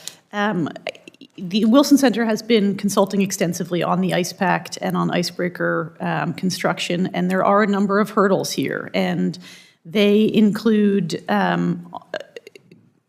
labor and workforce challenges. There's a shrinking talent pool, and shipyards are competing for skilled labor. We do not have a national shipbuilding strategy or unified shipbuilding plan to help align yards and ships for best fit. Our contracting practices are often adverse for business interests. For example, we often use firm fixed price contracts on first-in-class ships and vessels, and that places all of the risk on a shipyard. Our specifications and requirements are often permit perfection to be the enemy of the good. And so I think there's a lot of things that we could do and lessons that we could learn from our foreign counterparts in terms of leveraging their expertise and speeding up our acquisition. But one point I do want to make is that the Coast Guard cannot just get more hulls. Yes, we need a lot more icebreakers, but they also need people and they need funding to run those hulls. We see with the recent acquisition of the Storis that it is going to be years before it comes into operational capacity because of the refits that it's going to need. And the Coast Guard is under strain now with demand for its mission set. We're seeing challenges meeting all of those demands. There's strains placed on people and families. This is true for the Navy as well. The world wants the Coast Guard to be in a lot of places and the Navy to be in a lot of places. And so I think we need hulls, but we also need people. And how do you see the last question, the Ice Pact working with Canada and Finland and helping? I think it's a little too soon to say. There is tremendous potential there, but the implementation is going to be the real challenge right now. We have plans in place, but there haven't been resources appropriated to support the implementation of Ice Pact. So I think DHS and Coast Guard are working through some of those challenges, and it will be interesting to see if we can make some creative solutions around relaxing trade restrictions, perhaps permitting in skilled labor that could help us build icebreakers faster, perhaps relaxing some ITAR restrictions on tech sharing. So I think there's a lot of ways for innovation, but we have to pick our targets and again, apply that sort of range of analysis. What's the top priority? Where are we willing to accept some risk and pay some cost? Thank you. Thank you. Thank you, Senator Klobuchar. I'm going to just wrap up with a few more questions for the panel here. First, going back to this chart, I want to get a sense of why do you think this has been a pretty dramatic increase from Russia and China in unprecedented joint naval and strategic bomber task forces into our airspace, into our water, EEZ. And related to that, Mr. Gray, you talked about presence. You can't have presence without infrastructure. I think it's high time that we start looking at more infrastructure to be able to address this. We're going to have a hearing with the NORTHCOM commander on the Armed Services Committee tomorrow, and I'm going to talk a lot about looking at potential bases. There's an incredible Navy base out here. The ADAC Naval Base was closed during BRAC. That could be a great sub base, Naval Air Station base, surface warship base, huge refueling capacity right there, flanking the Russians, Chinese, very strategic. We're trying to get a strategic port built in Nome, Alaska. But otherwise, we have very little infrastructure from which to launch military, economic, icebreaker capabilities. So maybe just a quick question for all the panelists. Do we need more infrastructure in America's Arctic? And now I'm not talking Greenland. This hearing's about strategic interests in the Arctic. We're an Arctic nation solely because of that great state, Alaska. So what's your sense for all the panelists on infrastructure in the Arctic to combat what is a very, very aggressive move by our adversaries? And by the way, just talking to the NORTHCOM commander, we had one of the busiest times ever in terms of aggressive incursions, joint Chinese-Russian operations. That's unprecedented. He thinks this year it's going to be even more. So we got to be ready for America, protecting America. Right now, what's the sense of the panel on infrastructure in America's Arctic? Senator, I couldn't agree more. We have to have more infrastructure, not just from a defensive presence standpoint to protect our homeland, but also from a power projection standpoint. Yeah. We've allowed our Arctic infrastructure, in addition to a lot of our just our general defense industrial infrastructure, to atrophy. I think this would be a huge way to boost our capacity to deter in the Arctic. Great. Mr. Marchese, do you have a view on that, sir? Senator, I couldn't agree with you more. You're preaching to the converted. We, in my opinion, need significant more infrastructure spending, not only in Alaska, but in the United States. There's nothing wrong with fishing at your feet. I mean, we have everything we need here. It's great that we're going to Greenland, but let's concentrate on what we can control, which is United States investment. Great. Thank you. Dr. Mercer. Thank you for the question, sir. As I said before, America is the world's leader in scientific research, and that's certainly true in the polar regions. We rely on heavily, in order to be the leader in research in the polar regions, on the Coast Guard icebreakers, the LC-130 aircraft, the C-17 aircraft, the space-based Patufic in Greenland, and as I noted in my opening testimony, we're in the process of in the design process to recapitalize and modernize Summit Station at the center of the Greenland ice sheet. Great, thank you. And Dr. Pincus. Thank you, Senator. I agree that we are seeing increased adversary presence in the region because they perceive weakness on their part, and so they're pressing us. Yeah, and by the way, it's not on this chart. I have another one that shows I think some of the witnesses said this earlier, they're building up their infrastructure, particularly military, but also energy and critical mineral infrastructure in a huge way in the Arctic. And we're still I agree, exuding weakness. Yeah. But I would also note that we face multiple challenges in Alaska. In addition to extending and expanding our presence there, we have challenges with coastal erosion and some of the permafrost issues. So there's money that needs to be put into current DoD installations to harden them.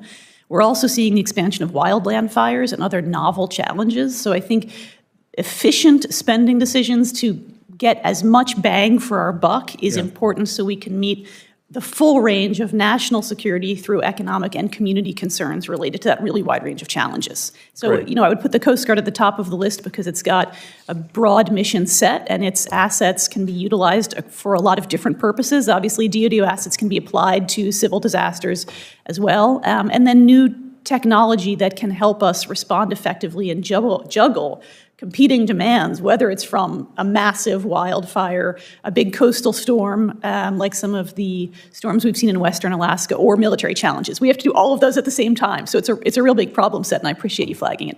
Good. Thank you. Well, listen, we're going to be working on this. Our budget reconciliation plan here on the Senate side is going to have a lot of resources for our military, for the border, by the way, the northern border as well as the southern border, and the Coast Guard. And I think that's going to be welcomed, hopefully in a bipartisan way. But listen, I want to thank the witnesses. This has been a great hearing. The issue of the Arctic is a really important one. Appreciate the chairman putting this on the agenda really early in his tenure. Senators will have until close of business on Wednesday, February 19th, to submit additional questions for the record from our witnesses. We respectfully request the witnesses to try to get those back by Wednesday, March 5th. To respond to questions for the record. Again, thank you. A great panel today. A lot of interest, as you can see, in a bipartisan way on Greenland, on the Arctic. We got a lot more work to do. This committee stands adjourned.